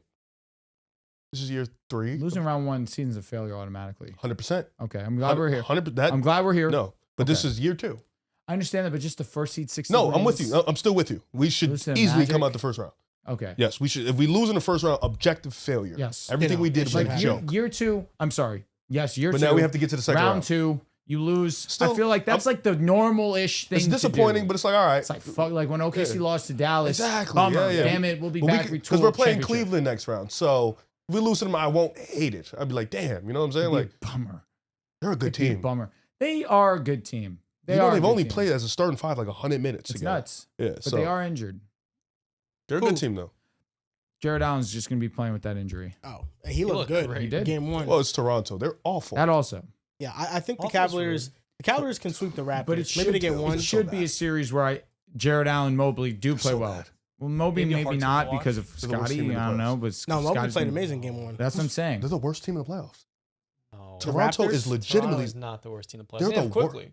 They didn't even have their second best perimeter player. cool, I guess. I definitely do think that Toronto, like them and the Suns, kind of like the same. I would argue the Suns are better. Tomato, though, but like Toronto's objectively the worst team in the playoffs. You don't have to do that. No, I just feel like you're. While on getting the a little- subject, You think I'm Donovan hating? Mitchell, every game one he's had, he's scored 30 points. And James Harden had a great playoff Cleveland debut. That's as your well. goat? He had They a good look game. fantastic. He had a great game. Yeah, he had a good game. His mastery out the pick and roll, the passes he was throwing. Yeah, I mean, he was James great. Harden, baby. Probably my biggest takeaway in the game is that Toronto didn't really have a great matchup for either of the two of them. Scotty Barnes came out, hit 3 threes in the first quarter, and you're starting to see, oh, maybe Toronto can keep this close. And no, They Cavs' shot well built from recently, three and they got blown out. and they got blown out. Yeah. I mean, They just yeah, don't have enough fire. I mean, it's- Bi didn't do anything. No, that was my biggest question. I said going the series In the being first a little half he nice, did. saying it could Second half go he six. did. It's just they don't have enough offense. He had 9 attempts. No, they're cooked. I think the Raptors are cooked. Cleveland is, they're waiting on the second round already. For Cleveland Detroit. should, in theory, beat them in 5 games at most. Yeah, at It most. should be a 5-game series at most. Yes. And that's because Toronto wins a game at home. So Cleveland, if they are serious, they should handle business. If they start trolling and fucking around, this is a 6-7 game series to Scotty Barnes. Come on. Be the most Cleveland thing ever. And I'm with you. Well, they don't know. Not in the first round. Sorry. Not in the first round. Sorry. They usually handle business in the first round. Knicks. They haven't lost since New York. That was like 4 or 5 years ago. That mattered. Yeah. And then the next Not wrong matchup there. that we didn't discuss yet, but the Knicks and Hawks, to me, it was pretty straightforward. I mean, Jalen Brunson came out and scored 19 points in the first quarter. And You were worried. no, not really. It was a good game. Not until playoff it wasn't. Brunson. No. No, You CJ were was No. playing Not well. playoff Brunson. You've been on the decline Yeah, with yeah. Brunson. No, in the You regular were season, worried. but in the playoffs, it's the playoffs. Subtly fading. Cat Jalen was- Brunson. Subtly fading the franchise savior. No, Jalen Brunson in the playoffs, we know he's going to Cat be. defensively was awesome. Cat was great. He was This awesome. is Cat gonna was be a great. Cat series. My biggest takeaway from this was just that Kuminga stinks, man. outside of us, our stars, like just being better than theirs, our bench is just clear. Deeper team. Like Atlanta, whenever they went to the Reese Shea, Kuminga minutes or Gabe Vincent minutes, Dude, why they completely is lost Ricochet them. playing? No, Reese Well, Shea he is didn't. awful. He immediately got pulled. They have no bench Atlanta, and they have no No. front court outside of You know Onyeka. what is kind of I tweeted about this, and it even holds true now. I mean, after we saw game one, is there was no point for Atlanta to really trade Porzingis. Yeah. For Kuminga, it made no sense. And for them to He trade didn't play. He Kennard, didn't play for them a lot though. he was injured. he Yeah, played he was well in and out when the he did line. play. Yeah, but he was just in and out the lineup with them. Yeah, but the thing is, like Kuminga, you're taking a swing on somebody that's just been a negative in a situation that should be Is good. that not what teams are doing with Jalen Green? Yeah, I guess so. But I wouldn't trade like an Why? all-star To a level lesser player for degree. Green. Why'd you have to do that? He did it with Paulo. I feel like it's fair. I didn't asked the agree with question. it though. You know, you didn't agree with this one. It's just Porzingis. He Keep it gives consistent. Atlanta size. Atlanta is a small team, and he would have gave them another dimension. And then also trading Luke Kennard for Gabe Vincent was pretty stupid. Like, wouldn't Luke Kennard Again, help them? We thought at that moment Atlanta was going all in We did. on next I don't year. think they thought they was going to still be able to. They were going all in on next year. I also think like them not having two inefficient creators in the half court also is a problem. And them not being able to generate efficient offense all Do the you time. count CJ in that? I was counting no and That's what I Jalen thought Johnson. you were, which Yeah. is why I want to say. I mean, no- respect CJ. Excellent regular No, season. he's a hooper. But to think he's just going to all of a sudden turn into this playoff guy, I think is misinformed. And then Jalen Johnson, the concerns in the half court, they were there before Yeah, this he's game. young. He'll be all right. And we kind of saw it. Atlanta going all in on next season based on like the moves they made at the deadline is stupid to I me don't disagree. because they had the Pelicans pick. I don't They disagree. but they'll already still be had a- fine though. Yeah, they'll still be fine. Yeah. I don't think Atlanta has really made the best moves outside of their trades with the Pelicans. Well, the CJ The Nikhil McCollum sign trade was was excellent. awesome. CJ was awesome. That for was them. good. The CJ McCollum trade was excellent. He's Yeah. been really good for them. And people That'll were having a have heart Nikhil. attack. You traded Trey Young. CJ McCollum has been a huge bonus. Probably for has a them. better win-loss record. With I him. believe Yeah, you. Probably. They've made a lot of good moves, like trading John Collins opened the door for Jalen Johnson to develop, and I felt like trading Trey Young unlocked Nikhil Alexander-Walker. and they to have a still bigger have the role. Pelicans I pick. think their good They're in a moves decent spot. outweigh the plethora of bad moves they made. I think next in year my they're opinion. fine. I think it's about the same. See, but the good moves have been so good. That's why. They Because there's drafted been a lot of Ricochet. bad. There's that been a lot was of that bad. was an They should have insane been miss. Sar or There's been Castle. a Insane lot miss. of bad. But There's they're been a good lot. moves. Well, let's go Ricochet down. just makes We up can for go like down the 5 list. bats. Ricochet, Five misses. Porzingis. I don't hate that. He didn't play much for them, and he was on expiring and took a flyer. I don't hate it. I don't hate that move. I just If think he you was were in the healthier, luxury of keeping him. I'd get it. He If was he- a big reason why the Warriors beat the Clippers. in one game. Yeah, it was dope. Let's see how many games he played for Atlanta exactly. Yeah, I'm actually curious. He played 17 games for Atlanta, 24 minutes. He averaged 17 points and 5 rebounds and shot 46% from the field and 36% from three. And he had 1.3 blocks in 24 minutes. Yeah. When he Super played, He's he played good. really well. Like It's he just played just as good as Onyeka. 17 games. It's what's it? He got traded at the deadline, so it's what 30, 40 games. To me, I feel like the risk outweighed whatever Kuminga reward you were going to Yeah. get. Because expiring deal, okay, now he's off the books, and now we have a lot of cap space. But now you got nothing. And now now- Kuminga, it's like He's what is he on a team option? yeah. And So also, then you can- Gabe Vincent. That was bad. Objectively terrible. That was bad. I don't know what was Objectively. going through their head there, but I'm happy. Thrilled. Yeah, that was bad. I got a superstar. I mean, yeah, that's not. Those aren't terrible moves to make me say like, oh shit, Atlanta's making terrible moves. You know, For me, it's the best thing about what the Knicks got going on right now is the fact that any given night against any given team, I know that OG Anunoby could take the best player and Mikal Bridges got the second guy, and we could shut things down.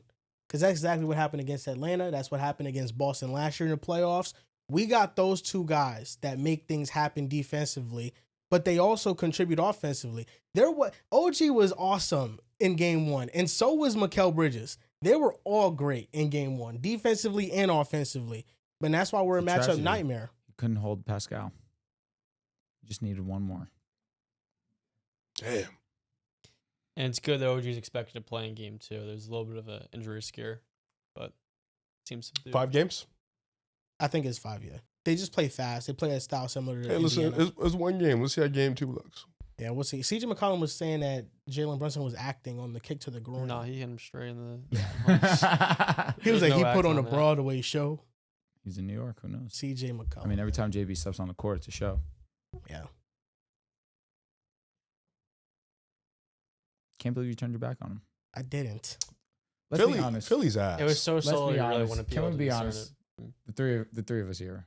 Yeah. He's been fading Brunson. He fades New York. I don't know where he. I'm not going to say he's fading New York. I think because he fades But Brunson. You fade Brunson. how you can fade you New say York. the Knicks are going to the championship and you're fading your best player? I feel like most Knicks fans are very pessimistic in the regular season, and then once the playoffs come and they start to play a little bit They get better, they start delusional. to gain that. But nothing level of delusional. confidence They can go to the finals. Because Here- all my here- Knicks fans, all my friends are Knicks fans, have been very pessimistic this year. Here's the thing. Drew sleepwalked January through April.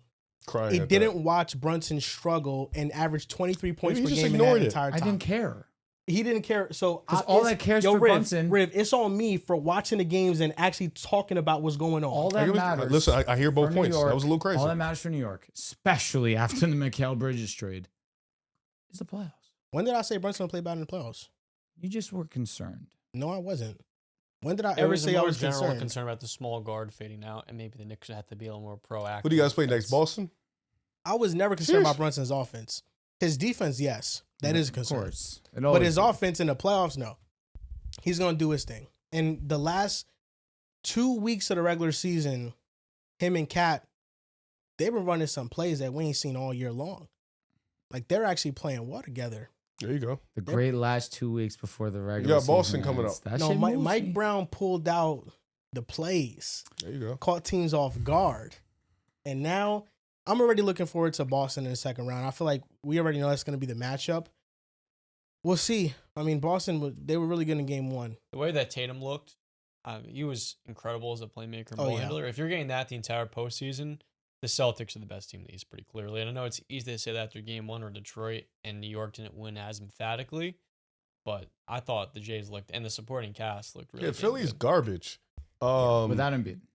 Yeah, I That know was- Tatum will do all those things well. It's really just about if he's going to shoot the ball efficiently. he was awesome. Against Philly, there's nobody that could guard him. I really thought, and obviously this is game 1. Like OG on him or Mikel's Yeah, going to look at I thought it would be like it felt very seamlessly who runs the offense, and that is Tatum, because he's just the playmaking and stuff like that. And then Jalen Brown is back to his just let me go get a bucket, and you love the dynamic between the two, and then everybody's just playing well off them. But like Philly, I don't even know how to judge Boston. Like obviously they're a good team, great team. Philly is so bad. And I mean in the sense of they don't have 5 good players to where I don't really know how good, like I know how good Boston is, but I don't know how good Boston is. I think New York is obviously the test. Philly has Tyrese Maxey at point guard when he's not a point guard. I'm sorry, he's not a point guard. He is a natural 2 guard. Paul George is hooping, but he's on his last leg. Like Kelly Oubre is awful. Their big, That's their big minutes true. are not great. Drummond is Why not do you have to good. go after Kelly Oubre so He's not good. He's not front good. court dating back partner. to Golden State, he had put empty numbers there. that He's year. just But not- in he's not a good Philadelphia- player. In I'm Philadelphia, sorry. he's played a lot. Quinn better. Grimes, golly. That I He can gave get nothing. behind. Yeah, The I mean- front Should court be on the you're Knicks cooking. right now. Adam Bona, energy's there. Not the brightest. Andre Drummond, time to retire. Because once Barlow Small, he's what not can you big enough do? to guard Like Tatum, John though. said, mental processing. You said Paulo lacks that. Yeah, I The mean Bona And probably is the same. That The is one Bona, issue. mental processing. Bona's probably the same. They don't have a backup guard. They're just No. they really They have. had one. They did. They I traded like him. that word, John. It was a nice way of calling a player stupid. I'm genuinely like he struggles with His mental processing looked a lot processing. better in game 1, and I feel like that's why we're seeing Paulo ascend. But I thought you made a great point because once Tatum split the pick and roll, there was zero resistance on those line drives to the rim. Yeah, no, Absolutely not. And Drummond, he may as well have not been on the floor because Yeah, I mean, it was kind of, and also too, Philadelphia missed at least 8 layups. I mean, they were missing point blank bunnies. A lot of them are bonus, some are Barlow, and I believe they're going to play better. I still think Boston wins in 5 games, but yeah, no, it was a dreadful game 1. His IQ is terrible. His mental processing is terrible. They have 2 good players. If you think Kelly Oubre is good, you be great. You know, He's played a wall in his role this season. Sure. Bro, I think the whole point is that Philadelphia is mid. I mean, Kelly Oubre should not be your 3rd best player. With Embiid, he's not. Well, I'm talking about on the court right now. He shouldn't be your 4th. PG would be your 4th. Yeah, PG would be your 3rd. With Embiid. He'd be your 3rd. PJ Edgecombe. Yeah. PJ is probably the 4th. That's I mean, insane. listen, dude. The whole point is that Kelly Oubre is a role player. The He issue shouldn't is be that, your 5th. Okay, Riv. Shouldn't be your Jesus 6th. Christ. Shouldn't be your 7th. They're hoping Can you calm down? Shouldn't be your 8th. You're going all in on a role player. Relax. He's a role Playoff player. basketball. Why is it? Because his mental processing's not there. He's not a Warriors He's just system guy at all. He's just not good. He does a lot more of the hustly. Who's things better, than him or Golden State, Kuminga? though. Well, Kuminga's dog shit. Oubre so fucking clears Kuminga. I wouldn't want either one of them playing as starters. But yeah, Oubre's better than Kuminga. Well, the thing is, though, is like Not a high bar. even Who with Embiid cares? healthy, I mean, the Sixers has some obvious flaws, dude. They Like, do. It's They're not just good. the matchup here for Embiid was so juicy. Was it really? Who's guarding him? They could just send doubles, Spot bro. The committee. team isn't good. Send doubles? PG got that. They're Maxey got that. They're sitting on that. The issue is that Maxey No. has to get defended by Embiid, double, throw it to Oubre. Woohoo! Why? That's Yo, what's gonna happen. I'm begging Genuinely, you to stop. that's what's gonna picking happen. On You can Oubre. sit on Maxey, don't help there. Sit on PG, don't help here. VJ? Send the double. VJ can't shoot, so You can't be going to get to the Very cut. street. Oh, yeah, VJ see cannot the shoot. cutter. See Send the cutter, though. double. You Go can't ahead, see the- Oubre. Embiid Do can see the something. cutter. The biggest issue is that Max is struggling to hit his shots, and maybe that finger issue is still bothering him a little bit. It's been very streaky at shooting since returning, and that playing game versus the Magic, he was literally unstoppable, and then you see versus Boston, a tougher time. You got to stop spamming step back, step back. Now it's got to see Derek White. Derek White's not even that good of an on-ball defender, dude. He's just Yeah, he's spamming step elite, backs. Derek He's the White's best just- shot blocking guard of all time. That he is. Well done. The comments ain't like that, man. Mine hate It it. was like Dwayne Wade. You think Derek White's a better shot blocker than Dwayne Wade? I think if we choose to be stupid up here, then we should probably Yo, stop being a podcast. the last 5 minutes, what's going on? There's being extra. There's just rude. no way D-White. You think D-White's a better blocker? Like, there's just no way. Like, I did say he's the best shot blocking guard, but best rim protecting guard. John unfortunately did say that. I mean, he's averaging a block game for his career. No other guard is what doing the that. fuck? Like, No other guard is what doing are we that. doing? He's a rim protector for Boston, D-Wade was a rim protector for Yes. Miami. but he's doing it at an even higher level. Oh my God. I mean, yeah, it's easy when you don't have to pour in 30 a night on the other end and you're able to do that, Well, John.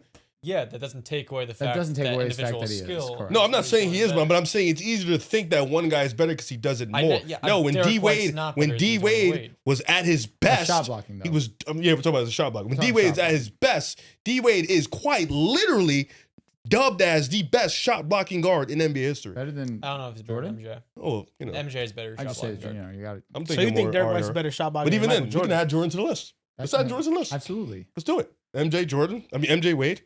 No, that's my first reaction when he said that. You I thought said he's D Wade better than Jordan? He says he's never I said he's said. better than Jordan. So The truth is Derek that White's no other career guard high is- blocks per game wise this year 1.3. That's a career Yeah, high. it's- He averages year one really before for his career. 1.1. The year before 1.2. Dwayne Wade's peak years was 1.3 blocks per game. He had 2 years where he averaged 1.3 blocks per game. That's really good. Derek White functions as a rim protector. And like you said, it's not his on-ball defense. We saw in the finals for Steph. It's his off-ball defense that makes him an elite Yes, defender. that's his thing. And I agree with His you. Mojo Jojo. Dwayne Wade has a larger role and a little bit of higher usage than Derek White, but that doesn't take away the individual skill that he may do better. No, I don't think you're wrong there. Do you think No, that you, was stat you padding? said, you said, what are we doing? Were No, they I think stat you're wrong padding in the 80s? picking D White over D Wade. Were they stat padding in the 80s? Because Jordan was averaging damn near 2 blocks. He was a game. averaging a block and a half. He was averaging damn near a block. Were they stat padding? Be honest. I don't know. One could argue 1.6. they were allegedly stat padding Jaren Jackson's blocks. They definitely were stat padding Stockton and you know who's. Yeah. Who was the Assi- other one? Oh, I I don't know if they were stat padding Malone. No. The assist ratio. Oh, Stockton didn't turn the ball over, to be fair. And he didn't. He But did not turn 15 the ball over. bands? That's fucking nuts. Blocks are easier to stat pack. You can just mark a deflection on like a pseudo shot attempt as a block. Okay. And it's a little harder But back in the assists day. is also dribble, dribble, dribble. They cheat on Assists, assists there's now, though. That's why I say that. Yeah, You so can be why gener- I say you that. can be generous so a player yeah. takes more. I mean, than somebody in dribbles. Denver gets a little bit of a cheat code. Like, let me ask you, if I'm Stockton and I hit Malone, What? What are you talking about? He What? called him You're LaMelo saying Ball. Nikola Jokic gets. There is a video out. There is a video that allegedly the Joker, some of his assists, get a little generous. That's all. There's just a video out. can Jokic be one of the best passers this game's ever seen? Which I didn't deny that. Yes. So John, Is there answer me this You're question. Is there insinuating- footage out that makes it look as if Generous. Jokic gets a little bit? A lot. It happens to all the Relax. greats. Answer me this question. Is it nonsense that an assist that gets counted for Jokic is a dribble handoff where Jamal Murray dribbles 4 to 5 times, has a go-to move, step backs, makes a 3, and they attribute that assist to Jokic? Show me the film. I saw it. He has the video. He probably can show you. I gotta find it. I there gotta look at my there are likes. assists John, I find like it that. hard to see. I find it hard to believe that you haven't seen that video. I find it hard to believe. John- It was I literally. know! It was literally on You Twitter. are Like for sure lying. you probably looked at it like this is Nah. bullshit. that you haven't seen it. This is nonsense. He got This too much entire Derek thing. White It's all block set highlights up. on Twitter. Yeah. Listen, it happens to all the Derek White stars. highlights are pretty good. It happens to all the They are. stars. I Little would, stat yeah, pattern I here and do there. think it happens to all the stars. That's why I don't think it's fair to nitpick Jokic over it, because I think Never seen. LeBron Shea get probably posted gets the assists. same benefit with the assist. Like I That think every guy player gets the is same benefit. nuts. Sorry. Listen, it wasn't even a shot at Joker. I was just, Assists are There just was. a stat that's tracked. That's the way they do it. They're very generous with it. Yeah, it depends. It could be if you. Because you could, like if if a I player hit- takes you 5 could, dribbles, you it could shouldn't be an drive and assist. kick to the corner. He pump and fake, go to the rim. Exactly, pump fakes, go to the rim. Assist is He crazy. created the basket, and then they'll give a player an assist for that. Sounds like some James Harden shit. What? Did you see what I'm he was just taking doing shots at game all one? of our guys now. Steph Yo, just who you shoots think's it. a Just not an assist. yo? Do you guy. think Yeah. do you think Kobe's a better shot blocker than Derek White? Ooh. John said no. That one's where we can talk. Okay, That's ones we can have but conversations. Dwayne Wade is off No. limits. It's always Kobe. Well, no, I mean, I was gonna send that tweet, That shit but I was got it. like, I'm Nah, not shot- gonna he get Joel cooked. Mel. He cooked. All right, He cooked. Joel, what did you think about the No, tweet? no. Oh, I thought you were saying Mars responding to that Wemby tweet. What'd he say? So Mars is just like, it's always Kobe that gets a slide. No, I was gonna send the tweet where they was like, Victor's better than Kobe's ever. I was gonna send the tweet because I saw it earlier, but I was like, you know what? I'm not gonna send because I know you're gonna send it, so I'm gonna God, wait. it was good. You send it, I'm like, good. yeah. What'd you feel about it? Is it true? the Wemby tweet in general, or Like what Mars Wemby, said? somebody said Wemby No, is better forget than about what Kobe's Mars ever said. been. I mean, I think you watched enough basketball to know. I'm asking you. what it is. I didn't agree I mean, with it's it. clearly not. I think Okay. anybody that watched Kobe knows what Kobe did. Type shit. He went to 3 straight NBA Finals in the most Yep. competitive West in the history Here of we the go. league. He has History the lesson. most playoff series wins against 50 Now, win teams. Question. Wemby goes to the finals and wins. Wemby goes to the final and wins. This year. Type shit. This year. Actually, That means Jokic. Yep. He gets by. That means 2-time MVP, soon to be, gets by.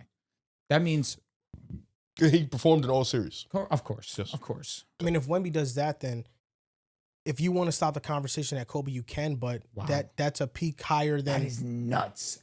Almost anybody ever. yeah, he peaked higher than LeBron and Michael Jordan at that age. At that age, for sure. I mean, Oh, we're doing the age at that thing. age. Because No, the tweet wasn't no, age. no, it doesn't sound like The age. tweet wasn't But at that age. age, Doesn't sound like age. I like how you did that. That was if, cute. If 'Cause- Victor Wembanyama wins a championship this year, it's more impressive than anything LeBron's done in his career. Yeah, but that's not what the tweet was. The tweet wasn't age. More than I like how you did anything that he's though. ever done. Yes. Even though, Yes. even coming back Yes. down 3-1 to a 73-win team. Going through Denver, going through OKC, then winning an NBA championship. 70 Yes, at 3 22 years LeBron old. in 2016 is the highest peak you're gonna see. Well, Kyrie Irving was the one who hit the I shot like where this is to going. make it happen. I like where this Sure. is going. Well, he had to do the Who's blocks. Wemby's second guy? Who Fox. hit Fox. the, Shot the away. free throw to put them up 4, which essentially iced the game. Who's What about the Wemby's block? second Can't forget guy? that. Don't forget the block. And, well, that's an infamy, but Yeah. people often don't talk about the free throw Yeah. after Draymond Green basically tackled him. Yeah. People don't also talk about when LeBron teabagged Draymond That's- and they said, no, LeBron, you're staying in Love this that. game. Love that. You don't talk about Chill, that. he got teed up. LeBron did get teed up. The issue is they both got teed up. Yeah, for sure. People don't talk about how LeBron gave the locker room speech like, yo, they don't want it. They were It's over. terrified. Yeah, bro. They They had don't. shit running down their leg. Come on, bro. Like, Look at you defending LeBron. So it don't matter that LeBron went 9 for 24 in that game. It matters. Fuck. I wish he And lost. Kyrie Irving got 26. No, I wish he fucking lost. I really do. Listen, bro. I wish Steph played better. I mean, if He was hurt. Wemby completes this, is probably one of the 5 best runs in history. Like, it's better than Dirk's run in 2011. I mean, we're a game into the Ooh, playoffs. dude, We're a I don't game- know about that we're a one. game Jesus into the Christ. I don't playoffs. know about that It's one. better than 06 Don't- Wade. That was Wow. crazy. I don't- regret this. I'm I'm sorry. sorry. I'm gonna say no on that's wild, 2011 Dirk because they were the underdogs in every matchup. I'm gonna say that. I mean, Well, San Antonio's going to be the underdog in the finals and in the conference finals against OKC. Not next they round need though. to actually make the run first because we're a game into the playoffs. Yeah. That Dallas run's arguably the greatest run of all time. They swept the Lakers coming off a back-to-back championships, and That was a good-ass the Lakers gentlemen series. swept the Thunder and then proceeded to beat LeBron and the Heatles in 6. Weren't they down You're 2-0? best run. you're giving me an hypothetical of what Wemby, like, Drew asked me, The if only Wemby does it, is this better than That's anything fact. Kobe He did has give you the done? hypothetical. It's not just Kobe. It's Tim Duncan. It's other all-time greats. I mean, it's better than anything Steph's ever done if Wemby goes on this run and wins a championship, 100%. So it's not just Kobe. If you want to just attack Kobe because it's what gets clicks, then sure. But we can go down a list of all-time greats. And if he wins this year, it would be more impressive than 99.9% of what all-time Okay, greats. she has the 12th pick and the Dirk's 17th pick. run is different. Official? Yes. Okay, that's fine. That's fine. And then, That's fine. oh my God. It could have been so much worse. That is worse. It could have been so That's much two worse. new players They coming could have in. gotten to the top 4. What do the Warriors have? The These are just- lottery's these going are- on right now? No, these are just odds. Oh, okay. These are just I'm like, odds. no way. The lottery would not start today. Well, no, because some teams are already set. Because it's only, that's like 17 Well, is the not a lottery. 17 is set. No, Yeah, of 17 course, is of set. course. No, but the 12. That's Philly. 12 is in That's the what air. I'm saying. They could still get into the 4. That's where shit gets spooky. And I'm still Yo, scared. the Warriors have a chance, bro. Yeah, we're getting it. That's lit. We're getting them I'm up. really Word. rooting for it. It's me and Steph till I die. No, I'm rooting for that. Dead serious. I'm rooting for the I am Warriors. not a to get Warriors top fan. 4. When he didn't play, I did not watch a single game. I thought you were a Pistons fan. I am a Pistons fan and a Steph fan. I'm rooting for it. I'm Hardcore. here. AJ and Steph. Out. Let's get it done. Can we get DP? No. We're cool. We're going to bring AJ in. DP, really, I'm here. AJ's better than I think he Julius goes Erving. anywhere. I I'm can't here. keep up with this shit. I mean, it's so easy to track. It's It's very- so it's easy. so- it's so cut down So now. easy now. It's so cut down. He made it so much harder back in the day. Nowadays, he's a Pistons fan. He Yeah. respects and will always cherish Donovan Mitchell. He loves Steph Curry. I could have swore I asked him at the Warriors and he said they're dead to me. They're well, while Steph Curry wasn't playing, I'm sure They he were said so that. dead. I'm sure he said Bro, you that. want me to fucking watch pods and say we? No. If Jokic Thoughts wasn't on on the Pods being Nuggets, would you good? still be a fan of theirs? Or would you switch your team? You're Mr. I have 7 teams, but I love Jokic. I'm a Nuggets fan. Yeah, now. I would ride out Yeah, another. that's Another one. you're a Yes, I would. liar. No, you won't. Yes, I No, you would. won't. You're a liar. No, you Yes, won't. I would.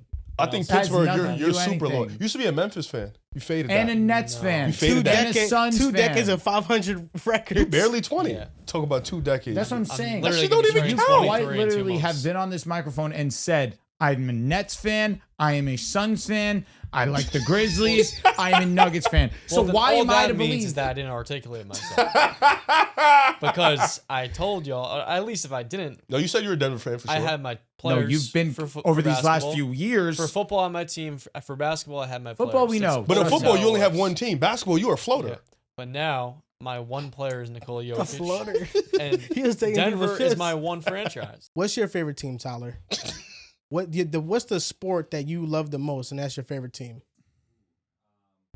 Basketball, I'm a Maxi fan, God bless your soul. Okay. He's real for that. He has been consistent on that.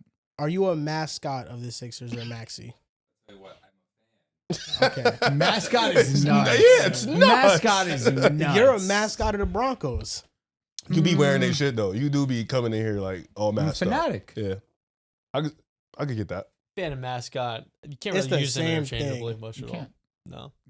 It's the same thing, bro. Well, you've been a Nuggets fan for 3 years. However, there is so. the Philly fanatic. And guess what he is? He's a mascot. Certain people definitely get that Fuck it, I'll tag. be a mascot. All for the mascots. Broncos. I love him. All mascots are typically fans, but very few fans are mascots. What a bar. What a bar, John. But honestly, I don't really care about the who's your favorite team nonsense because I don't need anyone else to tell me who my favorite. Like I've established it one time. I don't really care that much. Type to- shit. to No, get you're into it comfortable over with and over. yourself, your identity. Yeah. I'm comfortable in my fandom, I would say. I mean, I don't think he goes that deep to Deni, but. You know. Identify as a Nuggets fan. I'm screaming. And a Steelers I fan. identify as. That's real shit. Nah, you don't need no. It's like, you know what that reminds me John, of? be honest, bro. You hate when shit like this happens? It's pointless. Yeah. I'd love to talk about ball, not mascots. John, and loosen fanfare. up. This is the Literally. this is the human Loosen that part of booty. the Pick a Side podcast. We all have these. Oh, he's talking to you condescending way. I mean, now, we all have one of these, John. He's gaslighting the shit out of you, He's bro. got problems. That's not on me. Mr. John Tortorelli. Should we talk about the Spurs and Victor Wembanyama being the best in the world? Should Yeah, we? I mean, he had a great playoff debut. He outscored Tim Duncan and David Robinson in his playoff debut. That was fire. My question is, And Tim Duncan was in the building That was fire. They both for were. it. my Oh, they question were. is, Yeah, they and were sitting next to each I other. feel like this is a way to get back to the human aspect of things. How did Deni not play well? I asked him this before the show. Because I'm really, Did you feel like I gave a confident? You did, but when you sent that in the group chat, I didn't agree. I'm Okay. genuinely curious. so- I've actually been thinking about it all day. So now that I said it, do you like I understand where he's coming from in a sense? You should articulate it for the show. No, I I'm did- actually before I wanted to ask you because you never really you were just Bro, like, okay, I as see what you're simple saying. as this. Hold on, I want to hear from Riv. He didn't play good on defense. That's it. Oh, but we know that. We know that. Yeah. We knew that going in. We Let me ask knew you, that. okay, let me ask you a question. I'm gonna say the same thing I said to John. Okay. To keep consistent. I'm here. He's 6'9", Big dude. big dude. Big dude. If you seen a 6'2", 6'3" player, Mhm. 30 points a game, Mhm. but he gives up on defense, what are you gonna say? Small stuff like that. You see a 6'9" dude, long, athletic, be that bad on defense, Mm-hmm. you're gonna be a little upset. It's not ideal. I will say, especially given his history of being such a great defender at one Yeah. point in his career, I can understand trying to hold him to that standard. My whole thing was just he was giving up as much as he was getting, and I think that was a little bit But upsetting. who for me. else was And getting? and John said that, and I was like, I can meet you at the middle and say There's he literally played. no one else. Okay. Giving you all. 'Cause I can meet you at the middle there because I understand you have to give up a lot of offense. You have to go get a lot of offense. I also understand being the worst defender on the floor when you're 6'9" is hard to do. Like that's hard to do. Mhm. To be that bad on defense at 6'9", 6'2" is easy. You're just small, Mhm. but to be that big, a little bit hard to do. But I could meet you at the middle. Say you played all right. All right, I'm fine with that because it floored me, and I obviously was going to talk about it when we saw each other later, which is now. But again, I get where you're coming from because I'm Mr. Two-way. Yeah. Two-way is very important to me, and Deni, unfortunately, has faded that since he's become an offensive engine.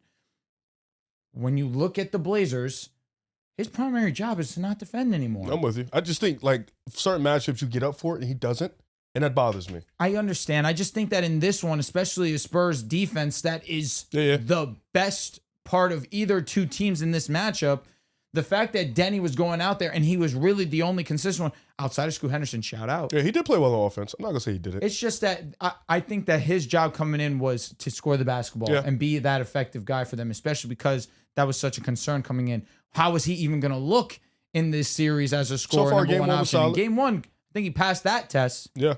But it's hard to stop Victor Wembanyama, which we knew. We knew coming into this series, the X factor would be Victor Wembanyama's offense. And how does that look? How much is he going to elevate? And in his playoff debut, he scores the most in Spurs history. Like, it's what you anticipated. It's what you expected. And that's why this game was excellent to see.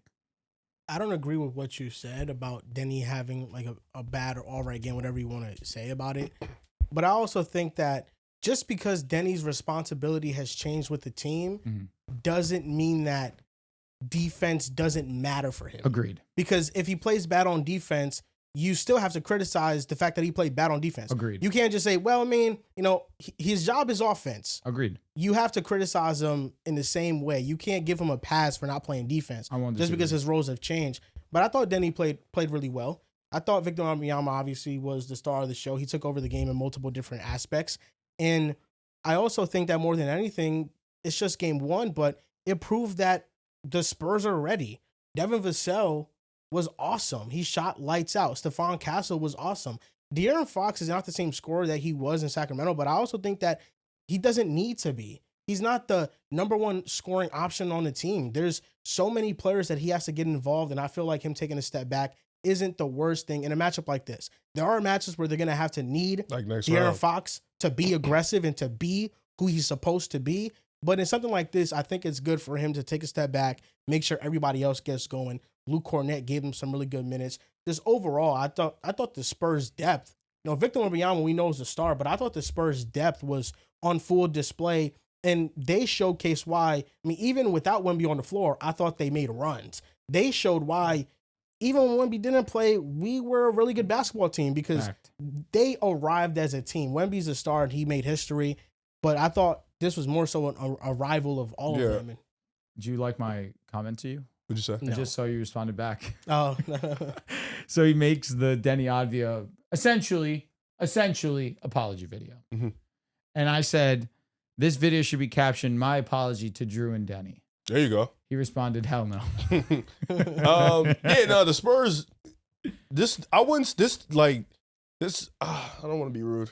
How do I want to say this? This didn't move you any which way. No. It's the Blazers and it's round one. It's not even the round one part, because if they were like, it's just the Blazers. yeah, if they were playing like Minnesota, I'd be like, all right, like I get up for this matchup. If they were playing a healthy Lakers, I get up for this There was matchup. conversations that people were nervous about Wemby. Not for which me is and my nuts. not for me and my brain. Nuts. This game was close for most of it, though. The Spurs pulled away, but the Blazers had multiple times They were in the where fight. they were in reach, and they just had a I sequence think of there's a plays misconception that that the Blazers are sorry. No, they're They're not sorry. The Spurs should beat them in 5 games max. Because the Spurs are superior, Yes, but I the think- Blazers are You- not a sorry team. What do you think about LeBron and Deni being the only two players to have 30, 10, and 5 in their playoff debut?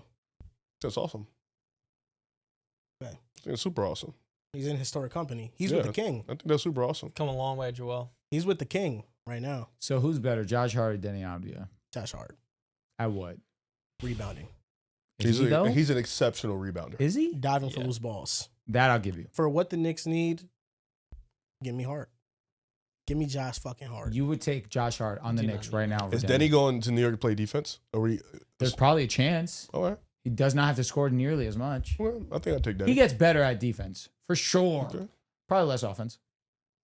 The reality is I have Hart right now, and he's on the team. There you go. And I don't want nobody else on the team There you go. because I'm going to need him There during you the go. championship this year. There you go. So, Your Why would support I- for the Knicks this last few months has really swayed me. I mean, we're all in right now. I love it. We're either going to be a disaster or we're going to go to the mountaintop. That's why I'm excited for this Boston Like, being a series. fan's the best. Being a fan's the best. You get delusional, and if it exceeds your expectation, it's lit. If they fall short, it is what it is. Also, I wanted to mention that earlier. We kind of went by it too quickly, but Kobe at 22 years old had 48 points and 17 rebounds Talk in to a playoff him. game. Talk to him. Who'd they play? He has some great historic performances at a young age too. I Talk mean, he to him. three-peated like when he was 20 years Who'd they old play? or 22. You want me to check? I'll check for you. I genuinely know, like, who was that against? Oh, I don't know. I'll check for you though. Thanks. I appreciate How do you that. remember that off the top of your noggin, though? Because I saw the box score. No, they posted it yesterday. Yeah, they definitely did. Because they brought up Victor, and they were like, people forget what Kobe did at this They age. definitely, Kobe definitely gets slided early part of his career because of Shaq. That's for sure. And he came in at like 17. He was some young boy. Even though he won more championships without him. Let's see. It was in 2001 against Wait, Sacramento. I beg your It pardon? was a miss. You meant post misspeak. shit. Oh, because he Lakers capped. No, he Yeah. did. I Okay. think what he meant to say was he won he more won than one Shaq. less. Oh, okay. Post-break. My Yeah, fault. yeah. Because I the knew, way I knew what you meant. the way you said it. I mean, you threw me combine off. Shaq in Orlando and in Miami and in Phoenix Yeah, no, I'm with you. versus Kobe, what he did post Shaq. I mean, Kobe, yeah, he has more Shaq championships. was also older. Yeah, but Shaq Orlando, also, he didn't age well. No. He only had one with after. the Suns, he was an all-star still. Yeah, he was good. But he wasn't Shaq. No, he wasn't Shaq. Even Miami, he was Even in like, Miami, he wasn't yeah, he was half Shaq. Shaq, you know? No, but yeah. I watched this like 2-hour documentary of Kobe the other night, and I learned like so many different facts about it. It was pretty cool. And they showed like the entire fiasco after Shaq got traded from the Lakers and how everybody was questioning Kobe's like ability to win a championship as the number one guy. He requested a trade from the Lakers and he was going to go to Detroit, but he didn't waive his no trade clause to go there. And then he was going to go to Chicago, and the package was going to be Joakim Noah, Luol Deng, and Tyrus Thomas, and first-round picks. Jesus Christ. And Kobe was like, I'm not going to Chicago unless Luol Deng is there. And also Ben Gordon was in the package as well. So it was basically all of the Bulls' young players. Nice. And Kobe decided to stay in L.A., and then that was the same year they got Pau Gasol, and then the rest is history. Oh, but dude. it's That was cool. going to happen. Yeah. Wemby won DPOY. Oh, unanimous. Oh, Yeah. okay. So, no, it was against the Kings. Oh, okay. They won 55 games that year. It was in the 2001 Was that the 7-game playoffs. series that year? Or They actually got swept by the Lakers. oh, so okay. Yeah. So that was not the same year. Yeah. Kings were all right, man, back in the day. No, they had a Weber, good squad. Mike, Peja, Gerald Wallace, and Hito was on the bench. It's Young probably, guys. It's probably one of the best teams to never win a ring. Like, I think Doug number one Christie. would Jared be the Wallace didn't even touch Rockets. the floor. Yeah, if he was I like remember he's like correctly. I think the 19. 14th. Yeah. Yeah, he's- 2018 Rockets, number one. I think the Kings are number two, though. Excuse me? The best teams to never win a No, it's championship. 2016 Warriors is one. They are one. But they won as a Nope, championship as a nope, collective. nope. They're one. It doesn't really count. It does. counts. No, it I'm doesn't. sorry. If the 2018 Rockets took the KD Warriors to 7, then I think they could beat the 2016 Warriors. Wow. You're not logic. you're not wrong Good there. logic. Who's the better team though? The team that won 72 games. 73. You think? That being said, 97, 98, Utah Jazz. Give me the Rockets, bro. 96, 97, Utah Jazz. 93, Phoenix Suns. That was a good team. Really good team. Really good team. Shout How out about to Charles the 98 Barkley. Pacers? How about the 2002 Pacers? Okay. 2003 Pacers. Whichever one was in the mouths of the palace. Yes. So I'm John. When you were watching the Nuggets and Timberwolves game 1, you weren't worried at all about Denver's defense? I was, because Minnesota got really good looks, and Anthony played quite well. Randall settled a lot. Their defense not look good, and that's why I'm hoping that Payne Watson's back sooner rather than later, and Aaron Gordon isn't in foul trouble. But that was the biggest positive for Minnesota. They didn't really have a tough time. I mentioned before they need Dante and Ayo to shoot better. They shot well. More so, they need Naz Reid to give them a little more. And then Ayo just had a couple of clean looks that maybe he does hit. But for the most part, I expect Minnesota's offense to look better if we don't have our guys at full strength. Because in watching that game, I felt like Minnesota was getting to their spots fairly easy. And it made me just instantly just fast forward to the second round series if they do play the Spurs, which I'm predicting that they will play the Spurs. If that's the version of Denver's defense you're going to get, it becomes very hard to envision them winning a championship because they are a historical outlier right now. Like, there's never been a team that's been the number one offense and like the 22nd ranked defense in the league that's won a championship. It's strictly off my faith in a playoff setting, them being able to lock in and turn it around. Yeah. But if they do win this year, it would be a major historical outlier. Objectively, it has been Jokic's worst defensive season. And that is something which, through getting your wings and your best athletes and your best defenders back healthy, one would hope that there will be more resistance in the perimeter. And in turn, he can give you more effort in the later stages. But you are right about that. The defense, if it's what it was in game 1, it's not going to be good enough. But I am also expecting it to just improve with, I think Payne Watson being back is such a big benefit because then it alleviates the stress on Aaron Gordon to be everything for them on that end. Christian Brown's regression sucks, man. Defense. Paid him a good amount of money. It's unfortunate. And yo, what's up with Payton, man? What's his injury right now? Hamstring. Still? Wasn't it the same one from a couple months ago? He shouldn't Golly. rush back. He shouldn't rush back. You saw Steph in the Clippers game, left, went to go get the shot, and then came back? Crazy. Legend. Got to stop doing shit like that. You got to, I mean, he's 38. This That's what I'm is saying. the time to do it. Yeah, I mean, No. yeah, but damn. Just sit out, bro. It's over. Speaking He about Steph, went out on his sword. Yeah, but He's Steph. And it was lit. yeah, It was lit. He was elite. he was. not the Suns game though. Jordan Goodwin had him in Alcatraz. Good one. Yeah, Good one was great. locked his ass up. Same guy that guarded Denny. And Too he's 6'9". small. Well, yeah, that Sorry. matchup was Unnecessary. never meant to be. You know, it would have been manageable if they had a big man on the floor, man. True or not. Malawaj. Yeah. Give me somebody. Mark they Will, put, Oso. Like any wing player. In Those Denny bigs would- were getting work though all game. Can I also say I appreciated us not caring about the Hornets losing to the Magic? I'm kind of stunned that we haven't talked about it yet. But we're going to talk about it because we're about to rank every team in the play-in. We're going to rank every single play-in team that got eliminated. The Woo! Hornets, the Miami Heat, the Clippers, the Warriors. Let's start at number 4. Drew's Hornets, John's Miami Heat, Okay. Ribs Warriors, Do you want to be the Heat? You're a Bam fan. I was just associating with Yeah. Bam. Oh, Yeah, that yeah. makes sense. It makes That's sense. Bam 83. That's it. Makes sense. And you're a Tyler Hero fan. I like Tyler Hero. Tyler I Hero. guess I really didn't know. All right, Yeah, it all was right. just a guess. Well, who's number 4 in this ranking? Long-term Golden State. As They do have long all as the picks. as long as Steph is on the Golden State Warriors, I can't put them fourth. I can't. What's the other team? Respect. There's a lot of uncertainty if Steve Kerr's stepping down. Gone. That's Steph's 38. Clippers. Draymond's Clippers. 36. Clippers might be 4, I bro. think number 4 is between the Clippers and the Warriors. Chill. The new Garland, Benedict Mathurin, Okay, potential 5 got through 10. Kobe Sanders. Is that how you say his name? Okay, Yes. yeah. Got Good. Yannick. decent Yannick, ball Yannick at players. the 5. And here's the thing. The Clippers could easily be like 2, depending on where this pick goes. And also, if Kawhi doesn't come back, I'm that's thinking the long term, volatile so I'm part. thinking like Kawhi's retired. But he's 34. The- He still has years. Yeah, that's a The fact. argument You know what I mean? as to Shearer's why career 34. I had the Clippers over the Warriors because while the Warriors have their picks, What about Miami?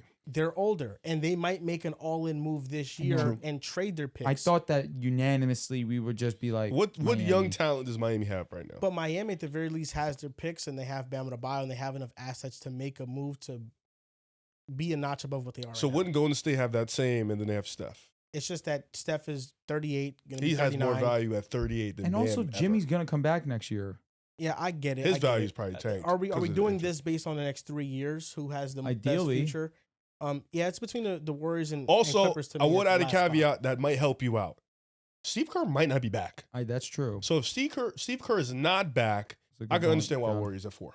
Yeah, That's because what I'm expecting. Yeah. Yeah. the Clippers, I just think, have better young players than the I Warriors. think they have That's it. Tyronn Lue, who's an elite That's coach. just old, but the is Kawhi getting Clippers' released? doubt is whether or not Kawhi's contract Yep. is voided, but then you have multiple picks for sitting. We saw David Stern named the Minnesota Timberwolves. It was up to 5 first-round picks or 4. They ended up lowering it to a few less than what it was. But the NBA really set their foot, and they kind of set their foot down on the Joe Smith contract that they had in the 90s. So I wonder if the Kawhi deal will lead to the Clippers losing a few first. But even then, I feel like they have enough of a young core that they're building, and Kawhi with Tyronn Lue that they shouldn't be for. What would be your list, just 4 through 2, John? Because number 1, we would all unanimously agree Charlotte. is the Charlotte Hornets. Hornets. But what's your 2 through 4 ranking?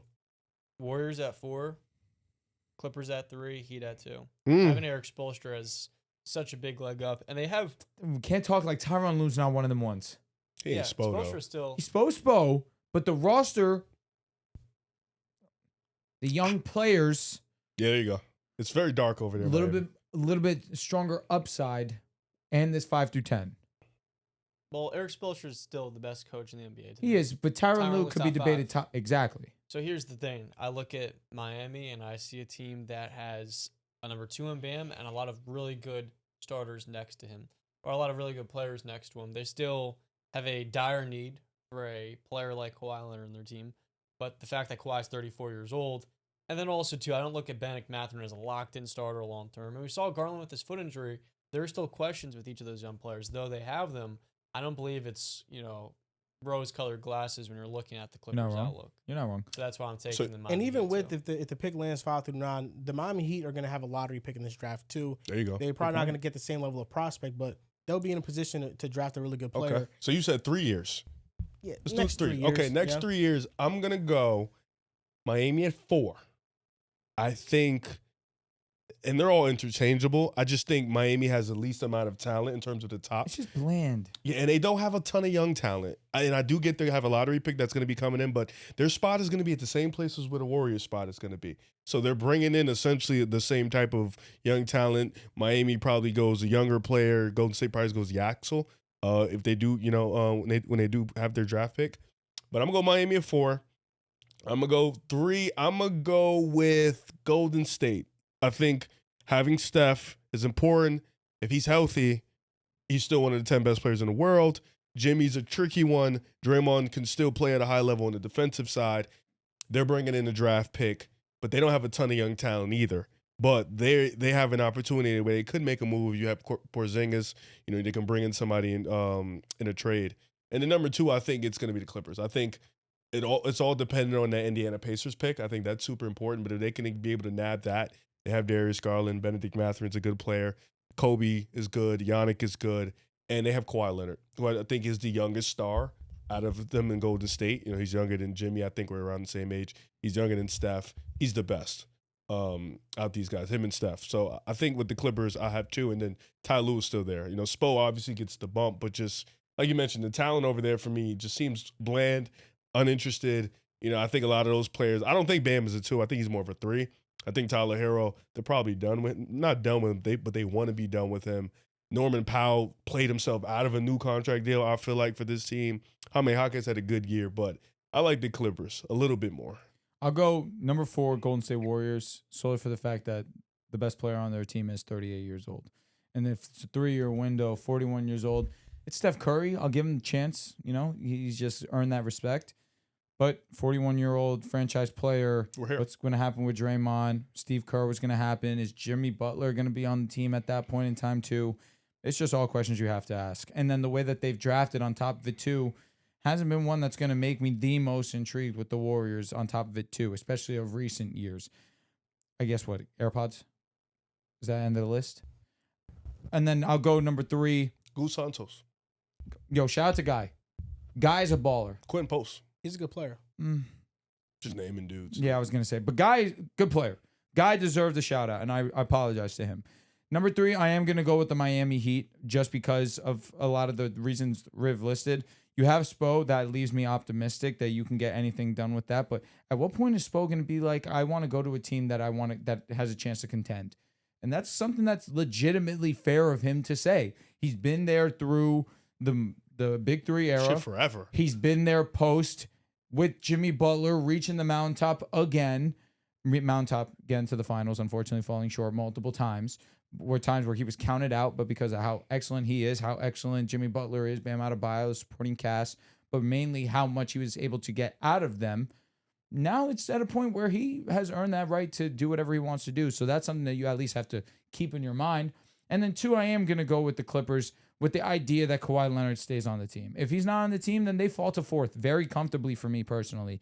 But if Kawhi's there with Garland, the way that the two of them looked in the second half of this season together, Garland getting more and more comfortable as the year went on, this pick that they potentially could have from the Indiana Pacers, if it does fall into that 5 through 10 spot, is it 5 through 9? I think it is 5 through 9. That intrigues me immensely. And Tyronn Lue is one of the most consistent coaches in the league. And maybe he's not the second best coach in the league, but he might be top 3. Like, he genuinely is that impactful. What he's able to get out of his players as well.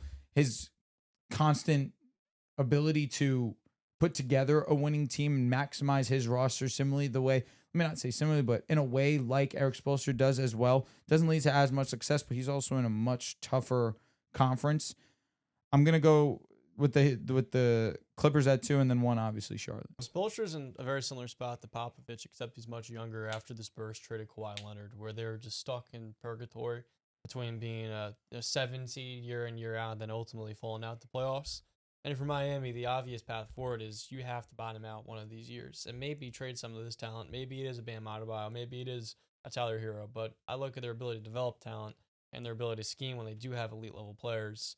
And that's why I'm still optimistic about the Heat long term. The Charlotte Hornets is number 1. They're the reason why this topic was created in the first place.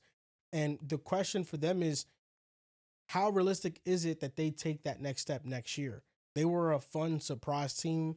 They almost made the playoffs. They were 1 game away from making the playoffs, but in Hornets fashion, they botched their final play-in game, and that's been a trend with them when they have made it to this point.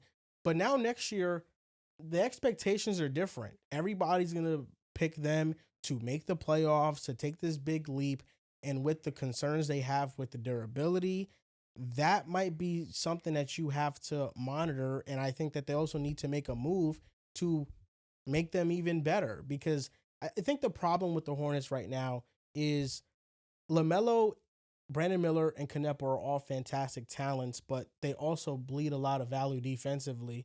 And your defense has to come from the power forward spot or the center spot to mask what they lack. But those are your 3 best players.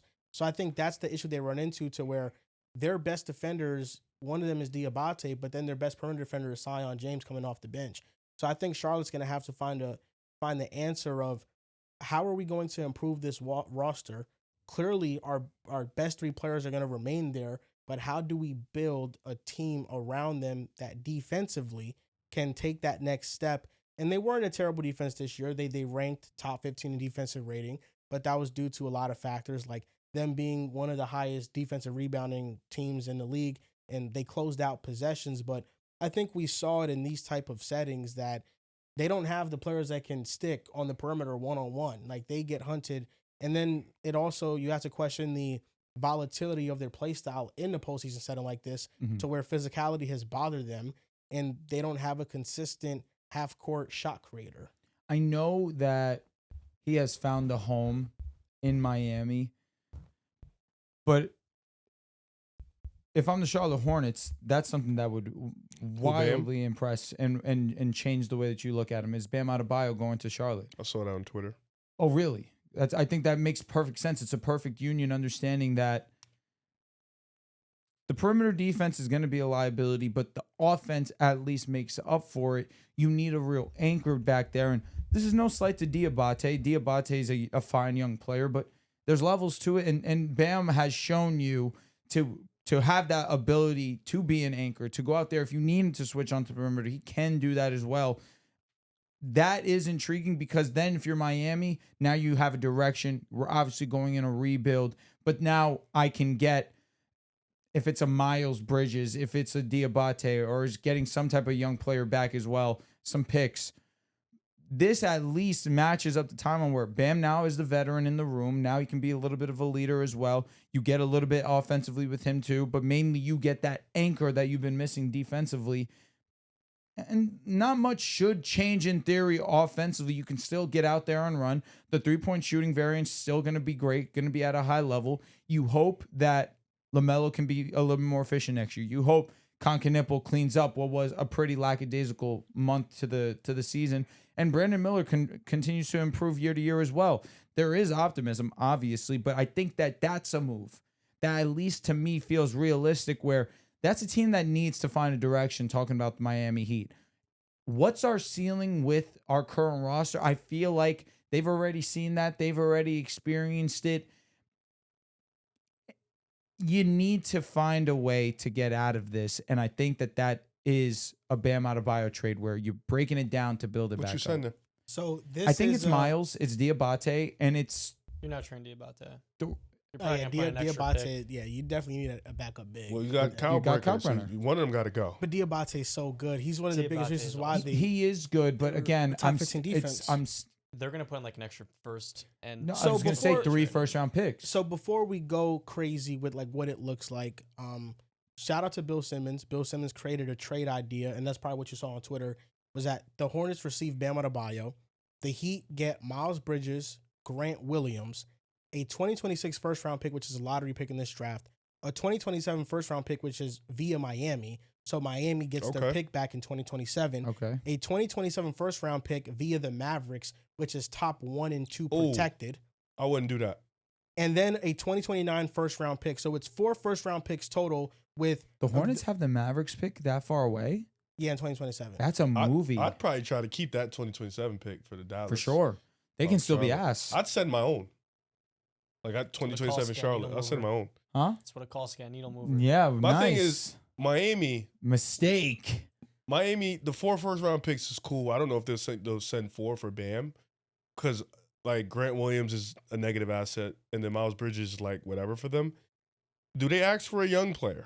That's where I'm at with it. Like, do they want to bring back some semblance of young talent, or they're just okay with the first 4 picks? The picks alone, Yeah, I feel like the picks alone are great because it's 4. you're getting a Mavericks pick, which could be a top 10 pick. Mm-hmm. You're getting your own pick, which now you can intentionally be bad. You can try to make your roster as bad as possible. Gonna be bad. I mean, in this new NBA, they want to avoid tanking as much as possible, but the Miami Heat could be bad, and without Bam, they will be bad. They can get a top pick, but the 2027 draft is not the strongest at the top. Nope.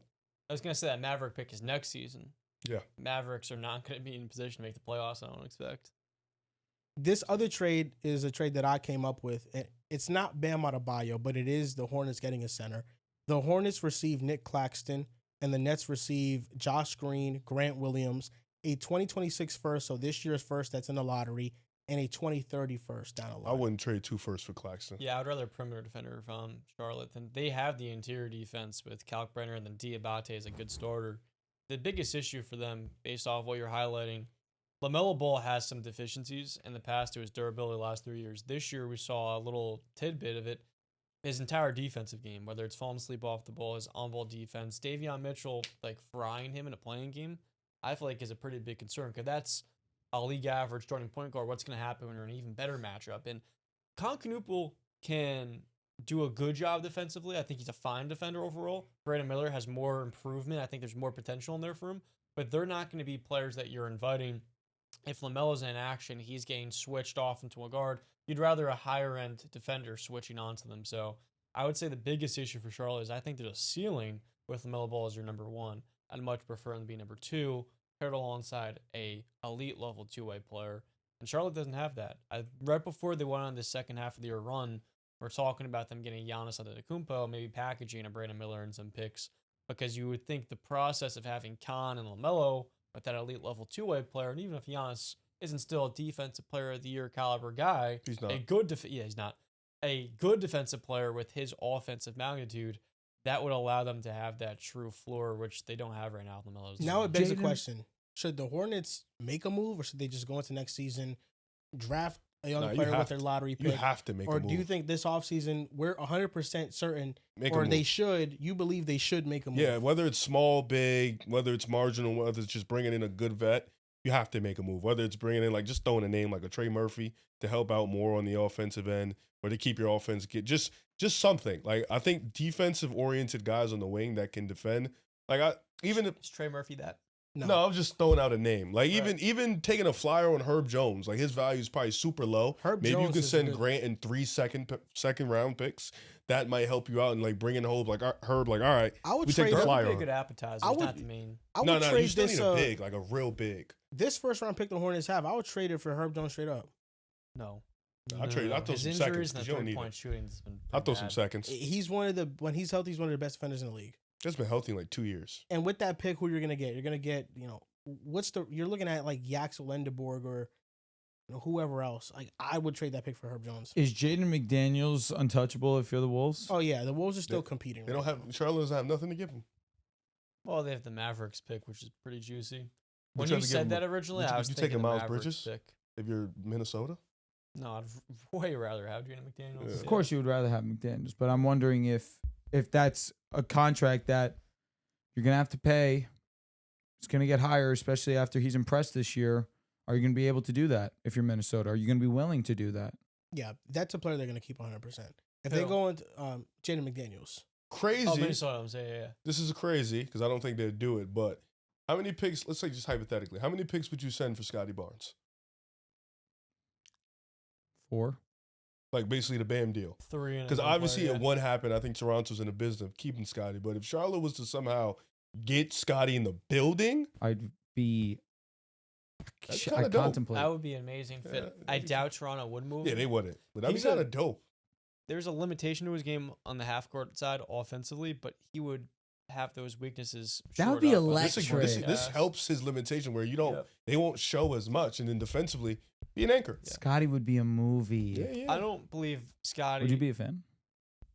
I don't want to say be a fan, but he'd juice out way more value for me. Fuck yeah, he we're would. over here talking about like the Hornets' big fish hunting.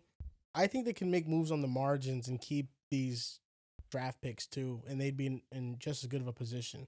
They got a lot of valuable picks. I mean, having the Heat's pick in 2027, that's probably a lottery pick. Having the Mavericks pick next year, that's a lottery pick.